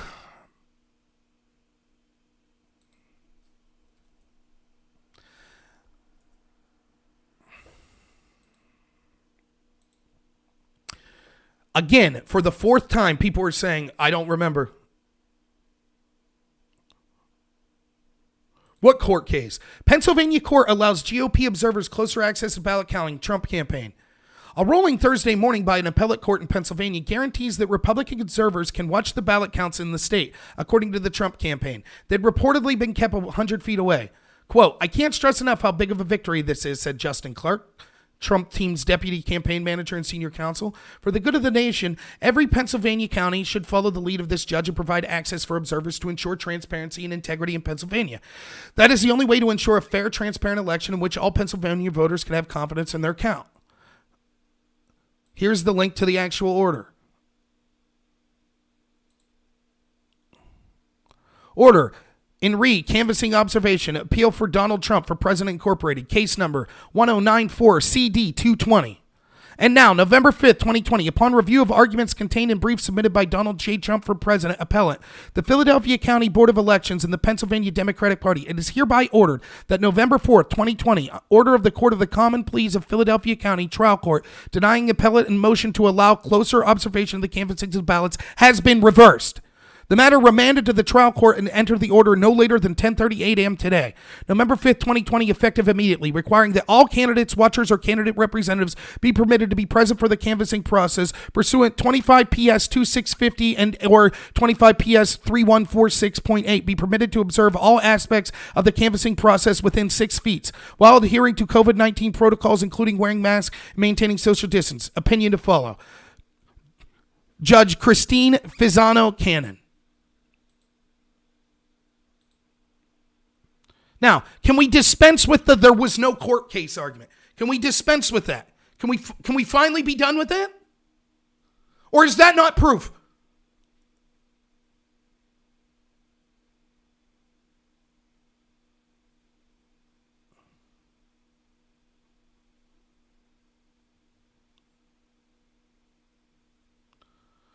Anton says, put it this way. Why wouldn't someone want the Republicans only present during the polls?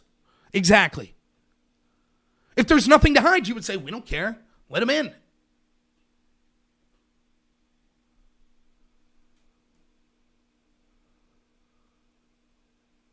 No, most of them don't want evidence. They'll just criticize the site.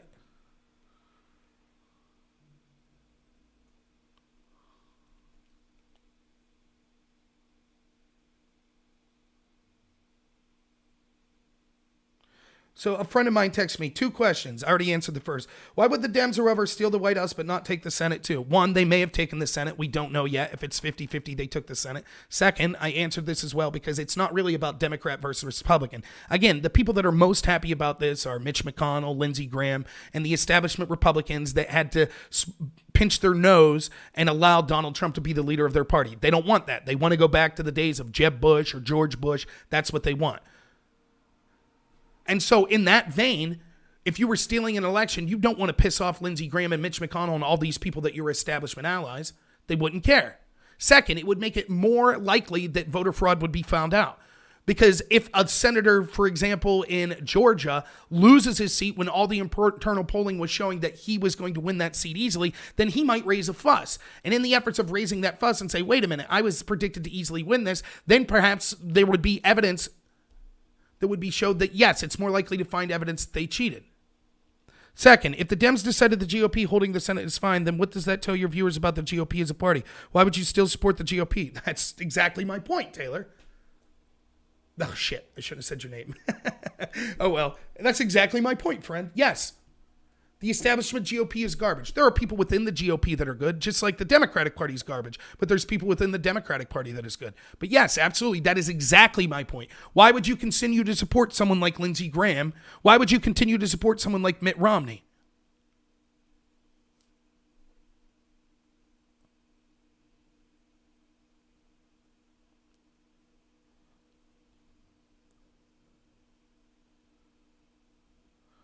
I would also file Dylan in the garbage category of Democrats. There are Democrats, like my dream election in 2016, as someone who despises one of these people's policies, was Donald Trump versus Bernie Sanders, because I thought both of them had the appearance of outsiders. Now, Bernie's done his best to show that he spent 4 years going, I assure you, Democratic overlords, the overlords of the Democratic Party, I will not rock the boat. I am willing to allow the obvious cheating of Hillary Clinton against me. I will do whatever's possible to be a good boy for the corporatist in the Democratic Party. So we know Bernie sold out. Bernie, for example, cheered on the intel community's coup against Donald Trump, was totally fine with it. So he's a sellout. He's a piece of garbage. He is. That's what Bernie Sanders is. But there was an appearance, and by the way, there is an argument that maybe Trump was never really an outsider. I think that he was, and that he just failed. But let's be honest, it's a failure. None of the people that were involved in the coup against him, none of the corrupt people faced any sort of consequence whatsoever. They will not face any sort of consequence. Everything will be washed under the rug, or, will be washed away now that Joe Biden will be president, so they'll never face any sort of justice whatsoever. So it was a failure, any way you look at it from Trump. But how is impeachment a coup? 1, it wasn't just impeachment, but yes, that clearly was part of the coup. They impeached Donald Trump for an alleged quid pro quo that they could never prove, because he wanted to look into the admitted quid pro quo of Joe Biden, where he fired a prosecutor, used your tax dollars to fire a prosecutor that were looking into his son's company. So that was a coup. We also saw the coup of they stymied him and investigated him for 4 years, leaking to the press and totally trying to destroy his presidency, in part using unverified opposition resource sourced by Russian spies that even an inspector general said contained 17 lies and omissions and over 200 Woods procedures violations that the inspector general himself said was a matter of gross incompetence or corruption. And we know that it wasn't corruption, or it wasn't gross incompetence. So yes, there was a coup. Even this recent whistleblower that everyone was celebrating, this guy that went by the name of Anonymous, whatever, he admitted that around Donald Trump, there were probably only 4 people in the entire administration that had his back. So yes, impeaching, spying on, having a special prosecutor that's able to spy on the campaign when almost everyone involved in the unelected bureaucratic systems were against Trump the whole time. Yeah, I would call that a coup.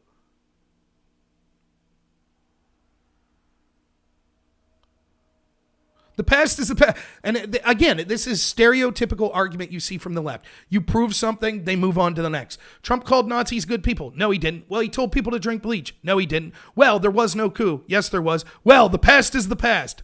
Good job, Tony. Yes, we understand. I get it.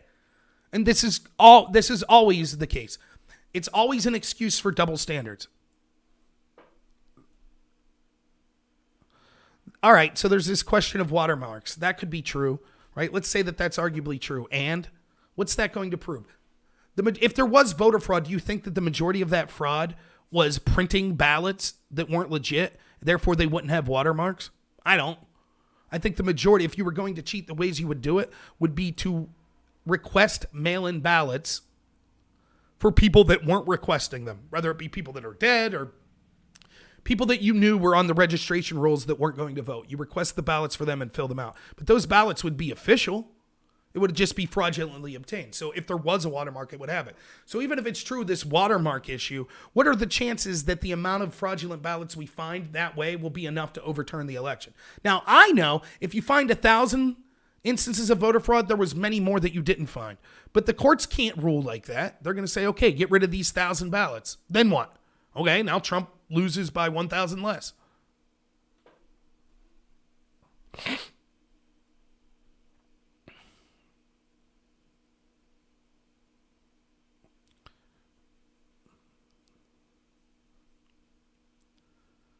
Let me say real quick. So I said there were two examples of interference in the election. The first would be these fraud.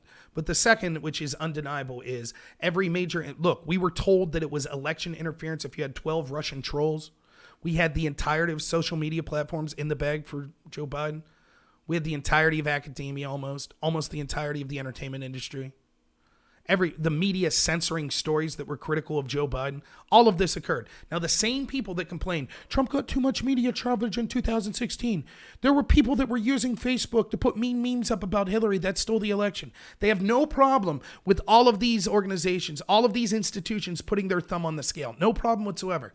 They think the Democrats think that they are counterculture. They think that they're in a revolution fighting the man. They are the man.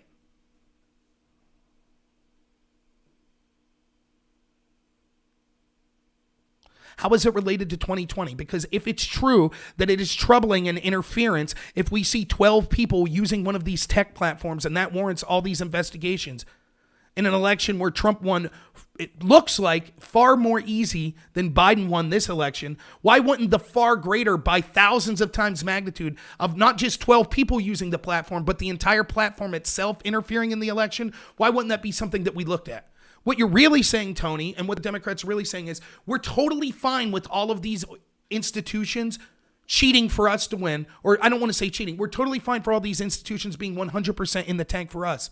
If we win and that happens, great, that's the way it should be. But if even 1% of those are not in the tank for us, and they're in the tank for Trump, and we lose, well, that 1% was the reason we lost. That stole the election. The court said they were allowed to watch after they weren't allowed to watch. What was the reasoning that they weren't allowed to watch? So they finally were allowed to get in there Thursday. Do you think the majority of ballots were counted after Thursday?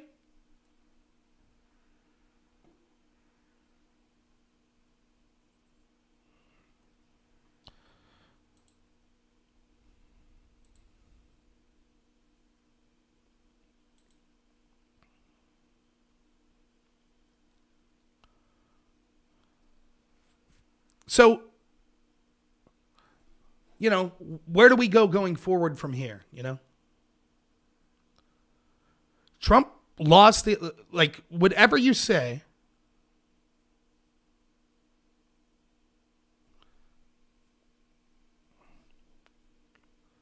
Tony, I don't mind you. I don't know if that's true.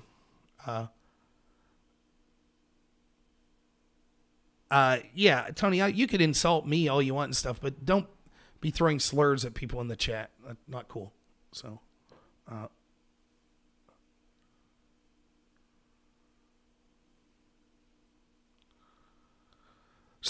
let me ask you this. What if, I'm sure the Democrats will be fine with this. I'm not advocating this, but I'm saying if this is a likely situation going forward, what if Donald Trump took the stance that the leftists took in the UK and said, in the UK, they said, Brexit won. We don't like the results of that outcome. So we're going to wait 4 years and then we're all going to demand for a revote. So perhaps Donald Trump, just like, it seems like the globalist leftists. It seems like they're always, oh yeah, we're for democracy, unless we lose the election, and then we think that it was unfair, and we'll do everything we can to stop that. So in the United States, they were unhappy about the 2016 election, so it was impeachment, constant smearing of Donald Trump, lies about him, investigating him, spying on him, etc. for 4 years. In England, in the UK, it was, oh, you voted for Brexit, sorry, we're just not going to give you Brexit. So I think that it would be perfectly reasonable for Trump to say, now, wait, it would be hard for me to, we're not sure that election went the way it did. New information's come to light, and we think people were misled. So what we're going to do is I'll stay in office for 4 more years, and then we'll vote again in 4 years. Right? That would seem like a reasonable proposition. I assume no one would be upset about that in the left. They were totally fine with that happening with Brexit. So it would be similar here. Now, clearly, I'm not advocating it, but I'm just going to show you how ridiculous the people in these positions are. Or how about this? Again, not advocating this, but let's say now Donald Trump would lose, right? Let's say, okay, he understands he's going to be going out of office. The court cases all fail. His challenges failed, so he's going to be out of office. I assume everyone on the left would think it is a 100% reasonable position for Donald Trump to then pay. He will loose, says Tony ABC. Yeah, I'm sure Trump will loose. Good job.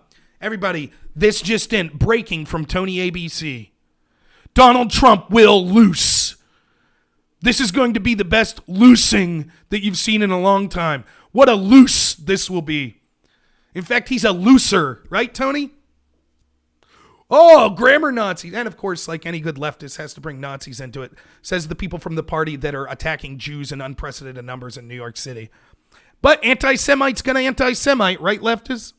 Anyways, so I assume everyone on the left will have no problem whatsoever if Donald Trump pays a foreign spy from, say, France, UK, it doesn't matter, to then dig up dirt on Joe Biden, accusing Joe Biden and his family and his associates of getting peed on beds, right? We'll say that happens. And also that Joe Biden's a Chinese agent. He's working with the Chinese. And so that Trump will start spying on Joe Biden and everyone connected to him. They'll send law enforcement to raid their offices and their lawyers' offices in the middle of the night. And let's just start the special counsel now. Let's start a 3-year special investigation into Joe Biden. Start it right now. Right? Everyone on the left's totally fine with that. That's perfectly legitimate process, right? Fine, right? That's what Trump should do. That would be a reasonable proposition, I think, right?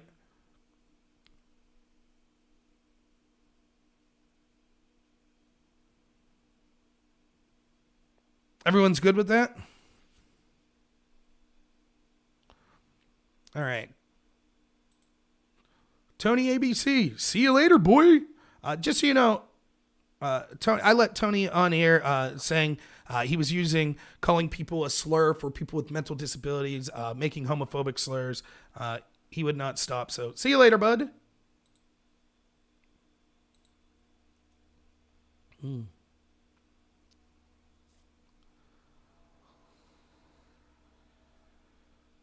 How could Trump do any of that when he's going to be in prison? Exactly. That's the mentality from the left. So, it's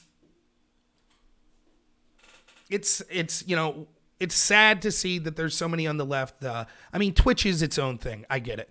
It's a bunch of people living in their mom's basement that have nothing going on in life. And so the biggest goal that most of these people have on Twitch is to talk about how much of a victim they are and then find their favorite streamer and repeat things he say and think it's cool. Hey, Keck, doing it for the laws. We're lit, babe. Hey, what's up, boomer?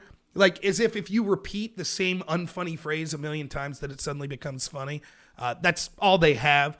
So yes, in those circles, they're for the corruption. They're absolutely for the FBI spying on Trump and all this stuff illegitimately. They'll act like that they don't think that there's voter fraud, but even if they did think there was voter fraud, they're totally in support of it. Not all leftists are like this, by the way. There's even leftists on Twitch that are fine. I think Dylan's that was on here earlier is a fine Democrat. Dylan doesn't think the election was stolen. There are millions of people like that on the left that don't think the election's stolen. There are millions of people on the left that voted for Biden that aren't crappy, terrible people. They think Biden's going to be good. I can't begrudge them that. I tried my best to prove that I think Biden will be bad. So did many other people. I think objectively that's the case. I see dangers in it. But that doesn't mean that these people are bad people.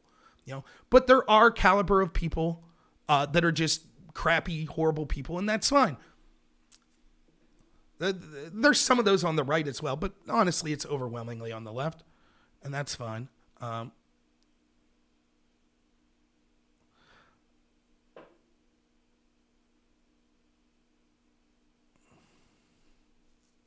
Yeah, Twitch is something. Where's your proof of voter fraud? Go back and watch the video. We talked about it the whole time. This is what happens in a two-party system, says Foxy. Yeah, I totally agree. So what we should be doing is reaching out to legitimate people on the left. They're about to get screwed over. They will.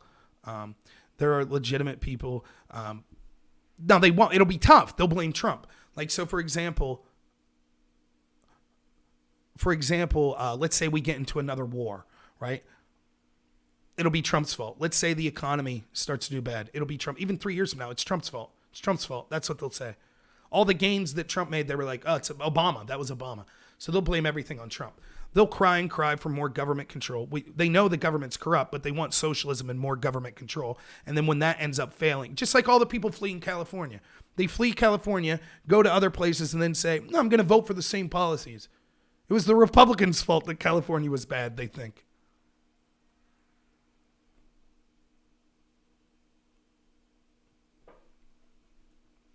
The Electoral College should not be gotten rid of.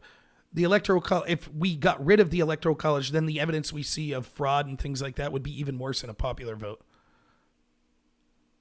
So get rid of the Electoral College and then have places like California, but don't allow Republicans to watch the polls. So now instead of California, if they cheat just getting the Electoral College votes, now they could influence even more because they'd have the popular vote. 90% turnout, I'm sure you'd see in California. Right. I didn't, and that's exactly right, Epic. I didn't say I had proof of fraud, but numerous factors strongly suggest that there was. Exactly. And if things happened in the reverse, you could guarantee the Democrats would be alleging fraud. For example, if Democrat districts in all of these swing states continued to count votes and it looked like Biden was hundreds of thousands of votes ahead, conservative districts decided, oh, we're going to stop counting votes or stop reporting them. And then in the middle of the night at 5 a.m., they said, oh, we found hundreds of thousands of ballots and they're all for Donald Trump or majoritarily for Donald Trump. That's not evidence of fraud when the Democrats did it or the Republicans did it. That's not proof of fraud. But I will guarantee you every Democrat would be like, that looks fishy. That looks like something's up. If the Republicans in Republican areas would have been like, we're not going to let Democratic poll watchers in here. We're not going to let them. We have a court order that says we don't need to leave the Democratic poll watchers in here. And then hundreds of thousands of ballots would have been found there, almost all going for Donald Trump. The Democrats would have been like, this is absurd. Trump's stealing the election. If this occurred and it ended up that there was over 90% voter turnout, and it was because a bunch of Republican ballots came in at the last minute, Democrats would have accused that of being fraud. If Biden would have lost and it would have turned out that there was a lot of people that voted for the Democratic senators and things like that, but for some reason, mysteriously, they didn't vote for Biden, but only in swing states, Democrats would have been like, that's evidence of fraud. If you would have seen the opposite, where you'd have seen places like CNN or Fox News start to call places like Florida and Texas at 1%, but refuse to call places that were obviously going for Joe Biden, they would have said something fishy was going on. But when all of this happens the other direction, they're just like, nothing to see here. Sore loser. If all the tech companies would have been censoring and the media companies would have been censoring stories critical of Donald Trump, but they would have been reporting any innuendo about Joe Biden, they would have said there was fraud. If Joe Biden's tax returns would have been illegally obtained and it would have been used by Trump and all of the media to smear Joe Biden a month before the election, they would have said it was fraud. But they have no problem when all of this happens the other way. None. None at all. Shooketh, even though I agree with you that I think Georgia will eventually go for Biden, I don't know if they'll call it. And the reason is it's so close. There's guaranteed to be a recount. And there's like military ballots that are out. So I don't know that they'll call it anytime soon. I agree with you that Biden will win Georgia. But I wouldn't be sitting around waiting. And it'll be irrelevant anyways. Because once Pennsylvania's... I mean, clearly there's going to be court challenges. But Pennsylvania's it. And it's already gone to Biden. They haven't called it yet, but it's gone to Biden. Hey, what's up, Tiberius? Thanks for being here, man. Tiberius, I thought, did what I thought was the most well-founded prediction, his map going into the election. So, and he was very close. But yeah, I'll be interested to talk to him and see what he thinks about the outcome of this.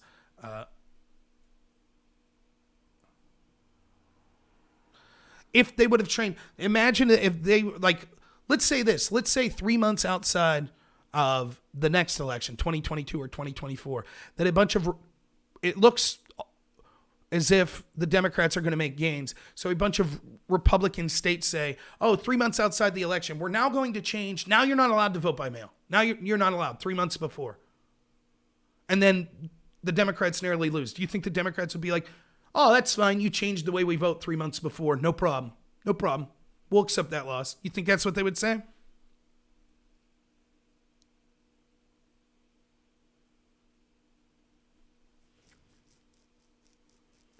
That's not true. Geralt de Rivia says, this is silly. If you paid any attention, you knew this was how it's going to go. They count mail-in ballots in Pennsylvania the day after they count in-person votes. That's not true. They were counting both simultaneously. There were a lot of mail ballots that were being counted. Now, they knew that there would be mail ballots counted after. But even still, why would we think that like these mail ballots would go 8-1 for Joe Biden? Why would that be the case? Some cases, hundreds of thousands reported at the same time, every single one for Joe Biden. Why would that be the case? And it doesn't seem to match up. Now, I understand each state's different, but we could see overall, like in places like Florida, you saw people that like traditionally are in urban environments. Actually, Trump was doing better with like Hispanics. Trump was doing better with blacks. But for some reason, turnout this time for Joe Biden crushed Obama's turnout. And in certain states, it seems like these cities went 80, 90% in some districts for Biden.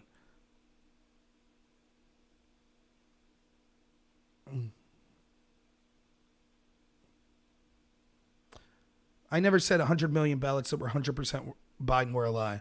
I never said 100% million. I said 100% thousand, and I said almost all of them were for Biden. And there were times that it was reported tens of thousands of ballots, and like all but a handful were for Joe Biden. Because Democrats voted by mail, Republicans in person. So you don't think there were, like, I just think that it's nonsense.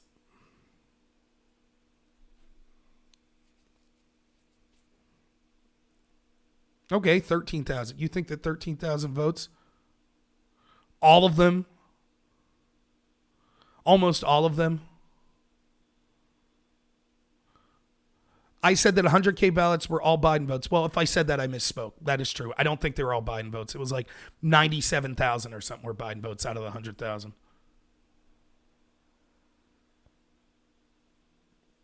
Because Democrats vote by mail, Republicans in person. Isn't that odd how Democrats vote by the way that it's easier to commit fraud on? Who would have thought?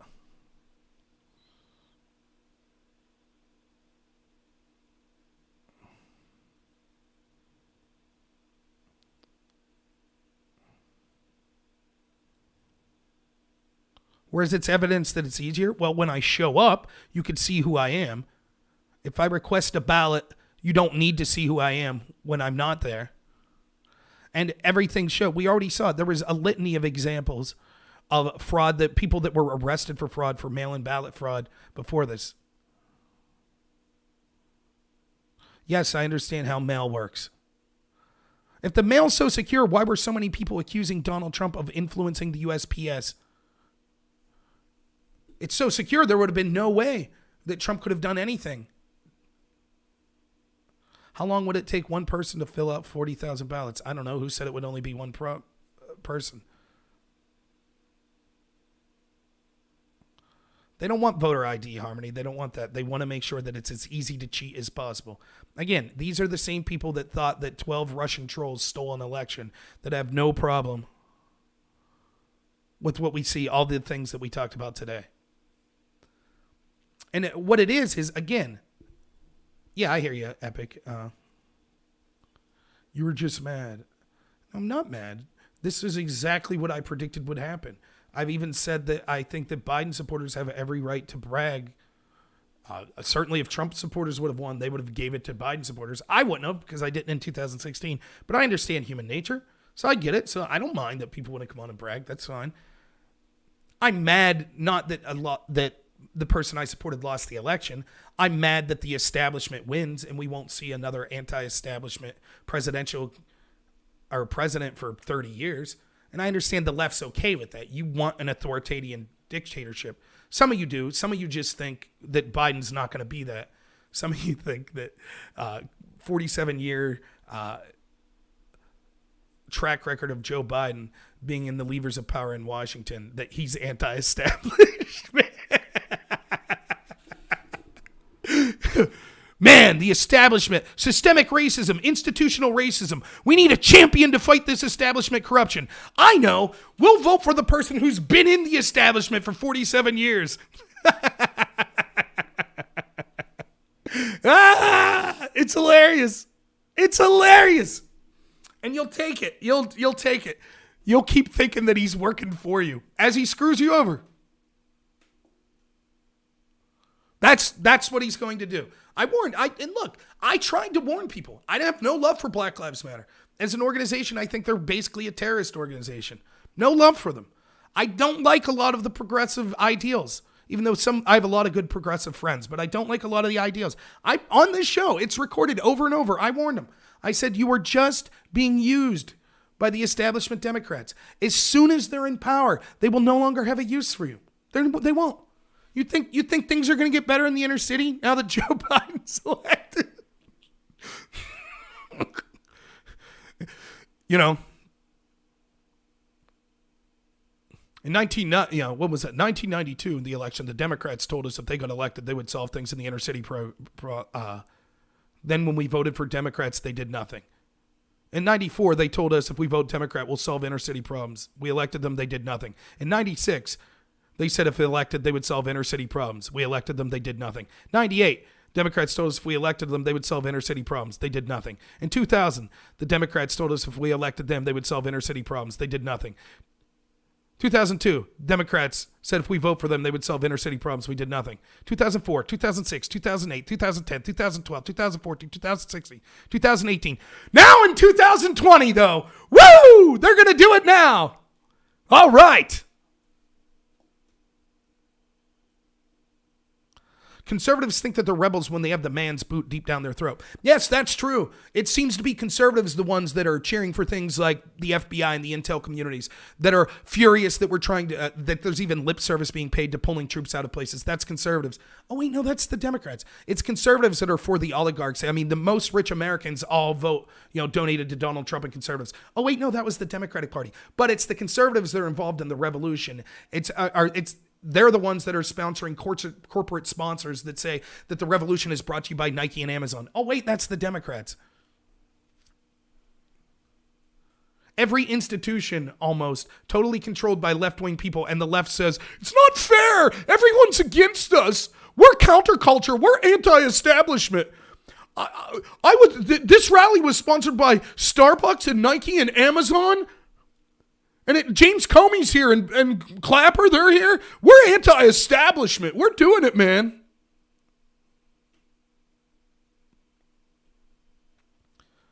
So I got like 6 more minutes. I think the chance of Trump winning any court challenge that would switch the results of the election is 1%. I totally get if you're a Trump supporter and you want to hold out false hope. That's fine. By all means, do what you got to do. But eventually, it's not going to go your way.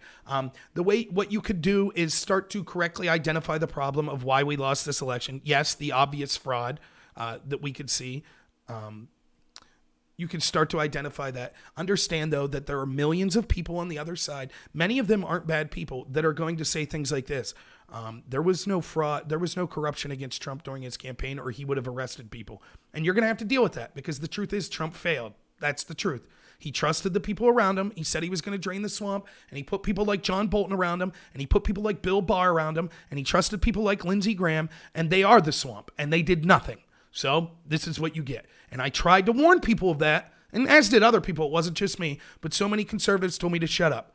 The conservatives that think that people won't accept the obvious fraud and things like that, they will. They will accept it with a smile on their face, just like they accepted the lockdowns. Conservatives have already accepted that they will stay in their homes, cowering in fear, losing their jobs, losing their homes, not going to church, not going to visit their family, not going to nursing homes to visit family, not going to their sons and daughters' weddings. Conservatives have accepted that from the very same Democrats that say, but it's okay for us to go riot. It's okay for us to go protest. It's okay for your leaders to violate these orders over and over and over. Conservatives accepted that. They grumbled a little, but they did it with a smile on their face. And they will accept this too. And they will accept the incremental destruction of their rights. They'll accept that the Silicon Valley is going to keep censoring conservatives. They'll accept that they're going to take away your Second Amendment. Not literally. I don't think that they're literally going to come in and steal your guns. They don't have to. anytime you use your gun to defend yourself, you will be deemed guilty. Just like Rittenhouse, just like the McCloskeys. You'll accept it. You will. And I'm totally against any kind of political violence whatsoever. Totally against it. And not only that, I'm against if Trump supporters get out there and they're like, we're going to block this highway and stuff like Black Lives Matter did. Totally against that. And that's not even violence. Still against it. But some people will do that. And the same cops that you as conservatives supported will crush you with a smile on their face. And the Democrats and the media that had no problem with rioting and said, oh, it wasn't that much rioting. And it was, it was mostly peaceful. It was mostly peaceful. And what riots? And if it was riots, it was just the other side. Their hair will be on fire talking about how dangerous Trump supporters are and how the police need to crack down. And the mayors and the governors that said, oh, we have no problem with, CHOP setting up a zone, declaring themselves autonomous and all the stuff that's going on there and all the riots that are occurring in places like Philadelphia, Atlanta. The ones that said that all that was fine, they're going to unleash the police, and the police will happily do their job and crack down on you. So now there's things to look forward to. The economy is going to pick up here. COVID will magically disappear. And then people like me, you might say, oh, well, then won't that prove that there was something shady? No, the people like the leftists that are on here on Twitch will say, oh, Joe Biden solved it. Joe Biden solved COVID. Magically what he did a month or two in, that solved it. And you'll say, but wait a minute, person on the left. Actually, case numbers are still going up. I mean, they won't report it as much, but case numbers will still be going up. And they'll say, yes, but hospitalizations and deaths are way down, and that's what matters. And you'll say, but isn't that what we said before the election? They'll dispense of that.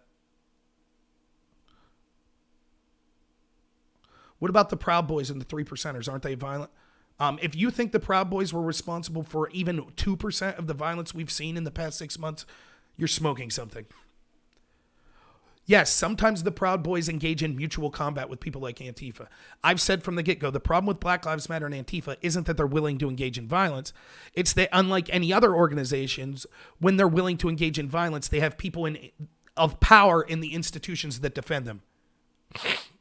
No one defends the KKK in positions of power.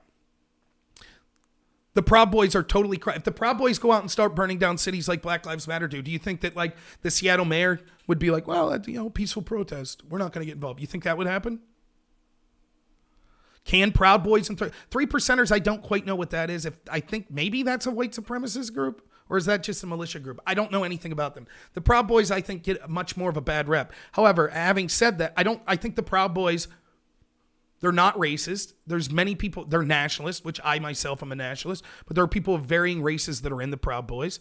And I think that sometimes they showed up to engage in mutual combat in places like where you saw Patriot Prayer keep getting beaten by Antifa over and over and over again in Portland. So they said, fine, if the police aren't going to do anything to protect these people, we'll show up. Many times they engaged in stupidity, though. They went looking for a fight, and it was illegitimate many times. So I'm against that. Not all Proud Boy members, but some of them. But the fact that everyone wants to say, what about them? What about them? It's just the left controlling the narrative whatsoever. The left is disingenuous. They refuse. You look at all the violence that occurs from the left, overwhelming violence that occurs from the left that we've seen in the past 6 months with all these riots. They won't condemn it. They pretend it doesn't happen, but they'll say, Proud Boys, Proud Boys, Proud Boys. And yes, again, my greatest weakness and our greatest weakness is our greatest strength, that we're authentic people that are willing to listen to the other side. And when we see something on our side that we don't like, we're willing to call it out. So the extremists on the left that don't share that, they have no problem being hypocrites, none whatsoever. They refuse to condemn any violence that occurs on their side, but they know that if they ask me, will you condemn this violence? I'll say, yeah, I condemn it. And they say, see? That's what they do. I don't know, Chris, I don't know about the 3%ers. I really don't. So I can't speak to that, honestly. And yes, like, I respect what you're saying, Captain Veju. You say that there's violence on both sides. You don't side with either, but that's the problem as well. The saying, well, both sides do it.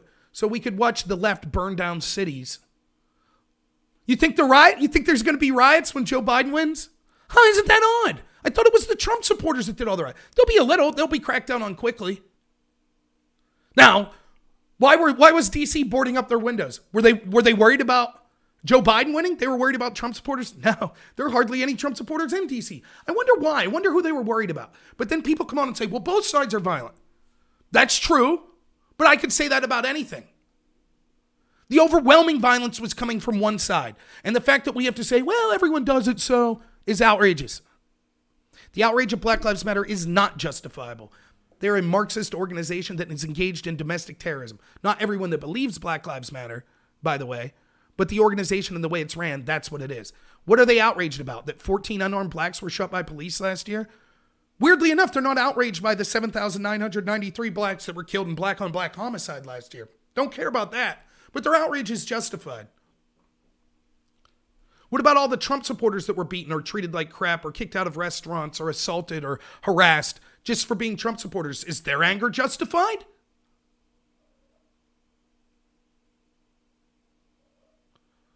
Oh, Dylan, I'll have to get back to you, man. Thank you so much for the invitation.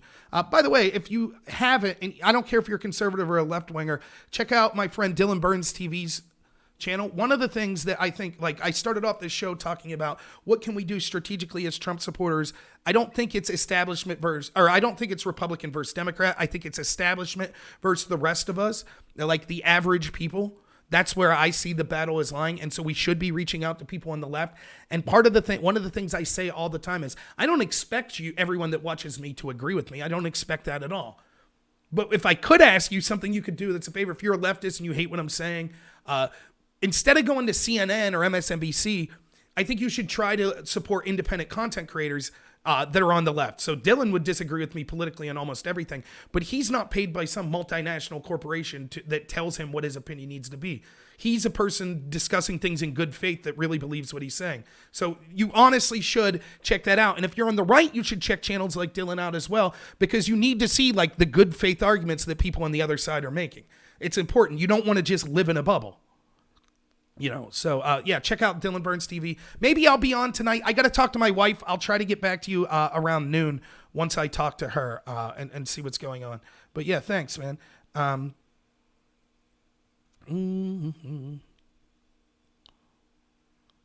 Anything else in the chat? At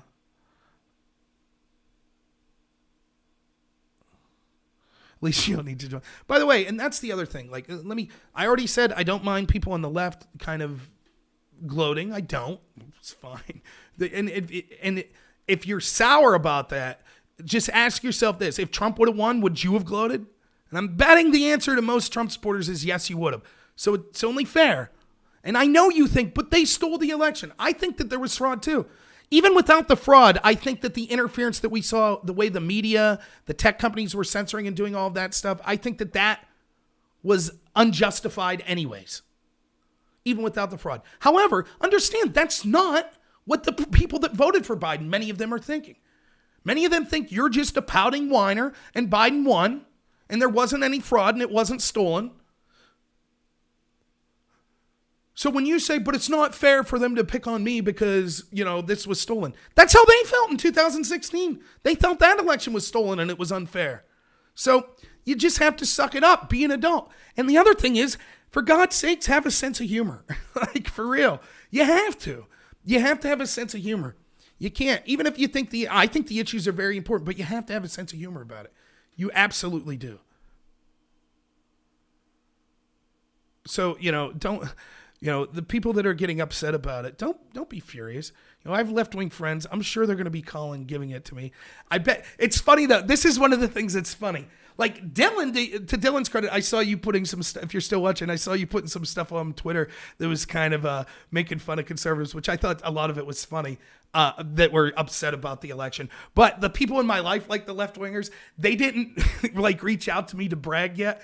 And I think, which it's funny to me because I think they were still so shell-shocked from 2016 that even though it looks like it's in the bag, they're like, ooh, I don't want to brag and then turn out being wrong because then I'll really get it. So they're waiting. So I'm assuming that I'll be hearing it tonight from a lot of them, which is fine. I'll tell them like, hey, good game. You know, what are you going to do? So, and look, here's the other thing. And let me say this in the utmost honesty. Like, and this is going to piss a lot of Trump supporters off. But let me say this. I truly mean this. I really do. And I understand, yes, did I block a couple people that are on the left on Twitch today? Yes. They were using words that I think are offensive to people with developmental disabilities. They were making homophobic slurs. And the one person that I banned was literally just telling me, you're lying when you say that this court case happened. And then I showed evidence of the court case and they said, you're lying. And then just started with name calling. So, but everyone else I let that wanted to make fun of me, I don't care if you call me fat. I don't care any of that stuff. Don't bother me. And I let come on and make fun of me and disagree with me. So, you're welcome here anytime. Just like the slurs and stuff like that are a bit much. That's all. That's all I'm saying. And I'm not the type of person that would hate you in real life if I hear you use the R word for someone that's mentally disabled. It's just, I'd be like, it's not my cup of tea. And I don't want it on a public message board like this. And I have the right to do it. I worked with people with developmental disabilities for 9 years, so it's something that I don't like to hear. I'm not like a speech Nazi or anything like that, though. It's just, that's my personal choice on my channel. That's all. That's all. So most of the people I kick off are probably people that are being anti-Semitic, believe it or not. So it is what it is. But let me say this, right? This will infuriate a lot of Trump supporters, but I don't care. I'm going to say it. I hope I'm wrong about Joe Biden. I think that the evidence, maybe Joe Biden will allow the investigations to continue into the FBI and what they did. Maybe Joe Biden will say these FISA courts, even if he doesn't punish Comey, right? Even if he doesn't punish all these people in the FBI that obviously were engaged in a coup against Trump, maybe, which I don't expect him to, that would be a bridge too far, but maybe he ends these FISA applications, which would be a good first step. Maybe the economy does incredibly well. Maybe something like Medicare for all gets passed, which I think will be a disaster, and maybe it's awesome. Maybe he doesn't get us in any foreign wars. Maybe things start to look really up. I don't think it'll happen, but I hope I'm wrong. I'm not going to cheer for our country to fall apart just so I could say, see, I told you so, Joe Biden's terrible. I will cheer, even though, and I think that the election was stolen. I think that there was fraud. Even still, even with that, I hope the country does well. I'm not going to cut off my nose to spite my face. It's not going to happen. So you're not going to see me like you saw many people that were hoping that Donald Trump was a Russian spy. They hoped so bad. You're not going to see me like Bill Maher saying, I hope there's a recession. I hope the economy collapses so that my side can win. You ain't going to hear that shit from me. I'll call out Joe Biden. I'll call out the Democratic Party and the Republican Party, just like I always have. I'll talk about the need to fight back against the establishment, just like I always had. But I'm cheering for him to do well. I am.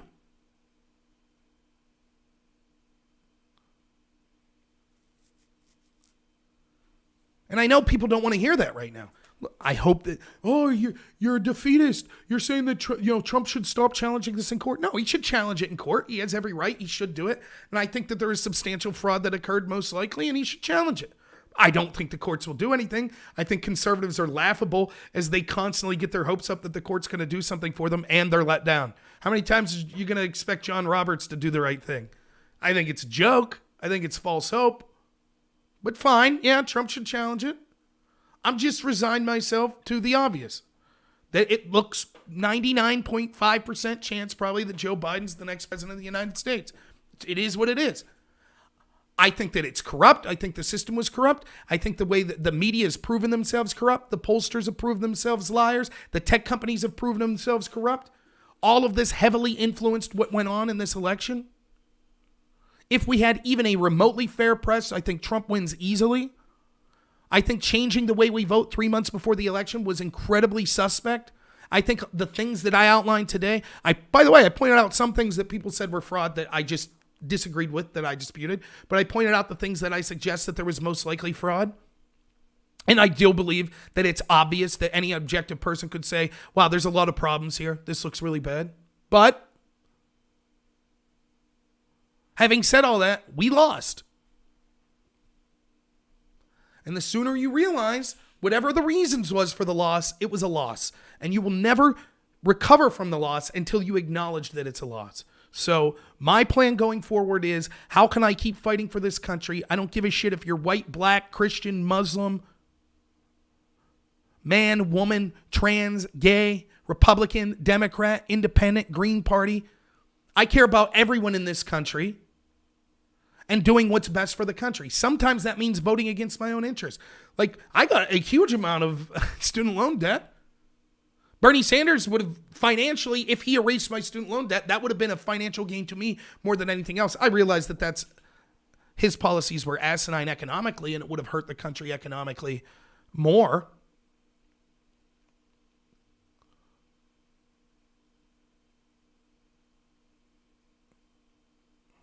No, the Sharpie thing I think's dumb as well. For example, everyone I know in my district used a Sharpie, and the ballots all counted. Everyone in my area. There were thousands of ballots, like around 1,000 ballots counted in my area. We all were given Sharpie. Every single person used a Sharpie, and they worked. Maybe 1 or 2 ballots were lost. I don't know. But everybody used a Sharpie. So it would have been, when I heard about this, I was like, oh man, well, if the Sharpies aren't registering, then I'm going to get on and check how many votes were counted from our district. And it's going to be like 3, 4. Instead, it's like 1,000. It's about right. So yeah. What's to stop them from cheating the next time a populist runs for president? Nothing. They will. Of course they will. The real troublesome thing, the worst part of this is all of their bad behavior is now rewarded. So in 2024, they'll have riots everywhere. They'll intentionally collapse the economy again. The media will be even more transparently biased. Tech companies will censor people even more. And they'll get away with it. They will. They realized. Again, I said the biggest winner here is the establishment. Somewhere right now, James Comey smoking a cigar, drinking cognac, going, I can't believe my good luck. My corruption is front and center. Every American knows exactly what we did to try to attack Donald Trump, this president. We went after him for 4 years, and no one gives a shit. We won. We cheered on people burning down cities. We cheered these lockdowns that crushed the economy. They're still talking about locking down schools when every credible scientist in the world is saying that that's a mistake. But they still were cheering locking down schools over COVID just because it made Trump look bad. And they got away with it. It will be worse from here on out. They're going to keep doing it until it doesn't work. They're not going to stop if it rewarded them. So they're going to keep going. That's why I said we won't have a populist president for 30, 35 years. I mean, it's over. That's over. We will have presidents controlled by the CIA, the intel companies, the community, the military-industrial complex, the wealthiest Americans that are donating to them, your Zuckerbergs and stuff like that, tech companies. And that's what it'll be.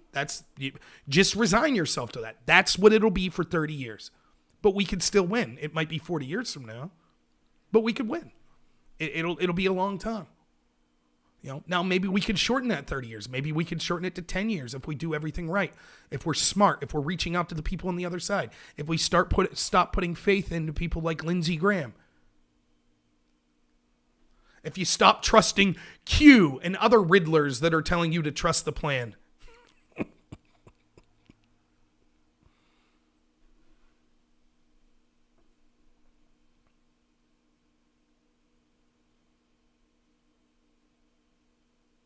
What is my right-wing utopia as public citizen? It's not right-wing. My utopia wouldn't be right-wing. My utopia would be what the founding fathers envisioned. That the individual is what makes countries great. That we maximize personal freedom and liberty. That would be... There is no such thing as utopia. There will always be problems. But that would be the goal that we should be striving for. As limited as a government as possible. Free speech, the right to defend yourself, the right to have free speech, the right to privacy, the Bill of Rights, that's as close to a utopia as we'll get. Not bombing other countries or intervening just because. That would be good. A government that actually gave a shit about the average people in the country. That would be nice. That'd be all right.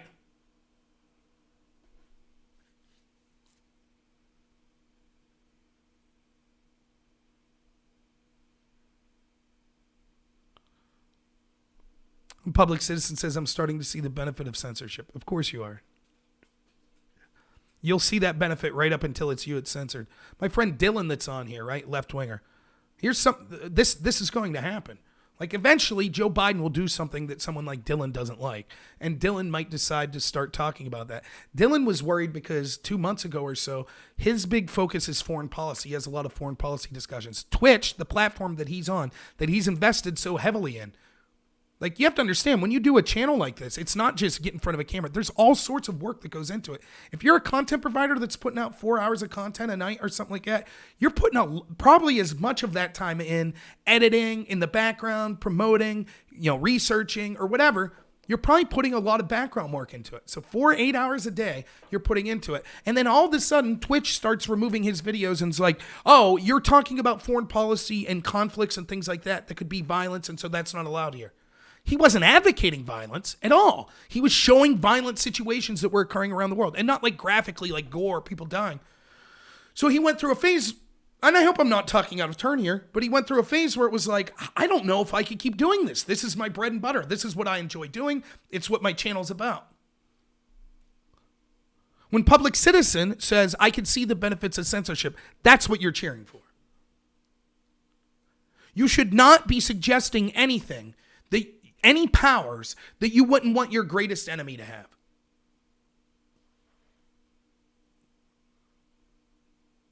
If you're thinking, I think that Mark Zuckerberg should be allowed to censor people in the right wing, I trust him, then you should ask yourself this. What about Rush Limbaugh? Would you think it's a good idea if Rush Limbaugh was allowed to censor people? And if you're like, well, no, he would censor people like me, then you shouldn't advocate for the reverse. Because eventually, when you're talking about authoritarian abuses, they will be brought down on you or people you care about. Well, I appreciate public saying that you support content creators, but that's the problem.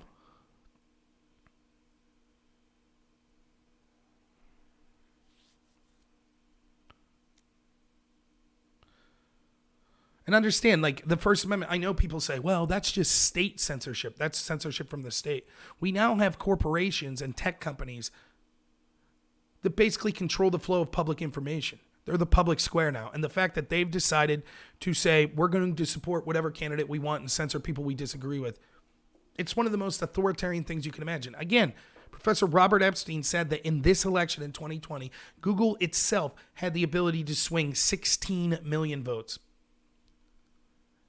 But no one did anything. What did the Republicans do? Somewhere in a dark basement right now by candlelight, Jim Jordan is writing a strongly worded letter to Jack Dorsey. That'll get it done. Lindsey Graham's, oh man, he's really considering subpoenas. These subpoenas are going to fly, man. Hannity's right now, he's rubbing his nipples like, oh, more subpoenas. Yeah. Thanks, Lindsey.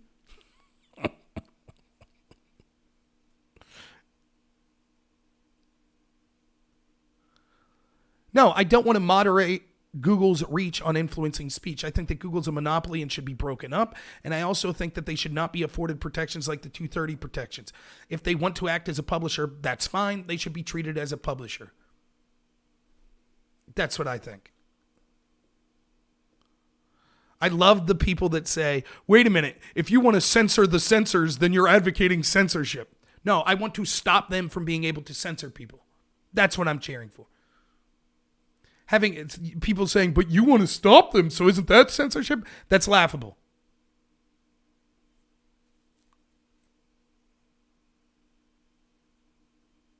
Right, and they use an algorithm to skew what articles that they want to be chosen. Their algorithm is what controls the public narrative. And it's time that we wake up and understand the danger of that. It's all right, public. It's all right, man. You be against it. You protect Google. And when they come for you, that's fine.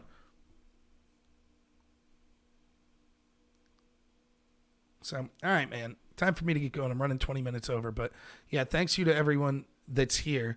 I really appreciate it, even those that disagreed. I do apologize. Normally, I don't ban anyone, so I apologize. I banned 2 people, but I think I gave the reasons why. Don't mind people disagreeing with me. Don't mind people making fun of me. I don't mind if you're like, this guy's a liar, there was no fraud, blah, blah, blah. We're going to make fun of him. Don't mind that at all. I think you have every right to do that. But I think this is a serious situation that there was obvious fraud, and I think that it'll be gotten away with. Rob, please read back, okay? To where? Can anyone debunk the sting theory? I have no idea what the sting theory is. So, all right. So thank you so much. Can I raid someone? Yeah, I always forget to raid people. Yeah, Wake the Beast. Can someone remind me how to raid again? If someone could remind me in the chat, I would happily raid some Wake the Beast. I think he's cool. Really smart dude. Very more calm than me. Just fantastic, persuasive person. So, yeah, thank you, everyone. Can someone tell me real quick how to raid? Public, you might know. Tiberius. I type like /raid and then his name. Is that what it is? Let me see if I can figure this out.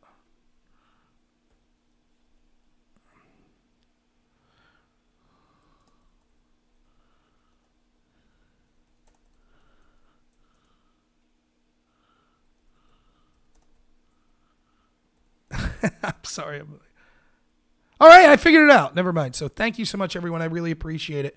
You guys are the best. Even those that disagree with me, thank you so much. I assure you, I think this is fraud. I'm not going to stop fighting. I'll keep pointing it out. I'll keep holding the establishment to account. We don't have a free press anymore, so it's down to people like me. So I'll keep doing my best job. But I'm cheering for the best. I hope that I'm wrong. I hope that, I hope that the country does great. I hope that things go up from each and every one of you. Even if your side lost this election, don't get discouraged. Don't get physically ill. Don't leave your mental health start to deteriorate or something like that. The things that are important in your life are yourself, your family, your loved ones. That's the things that are really important. So take solace in that and, do what you can. But thank you all so much for being here. I really appreciate it. Again, 8 a.m. every weekday, I'll be doing a video. I got my radio show at 11 a.m. tomorrow. There's a chance I'll be doing Dylan Burns' show tonight. So we'll see about that. And other than that, thank you so much, everyone. And as always, have a good one.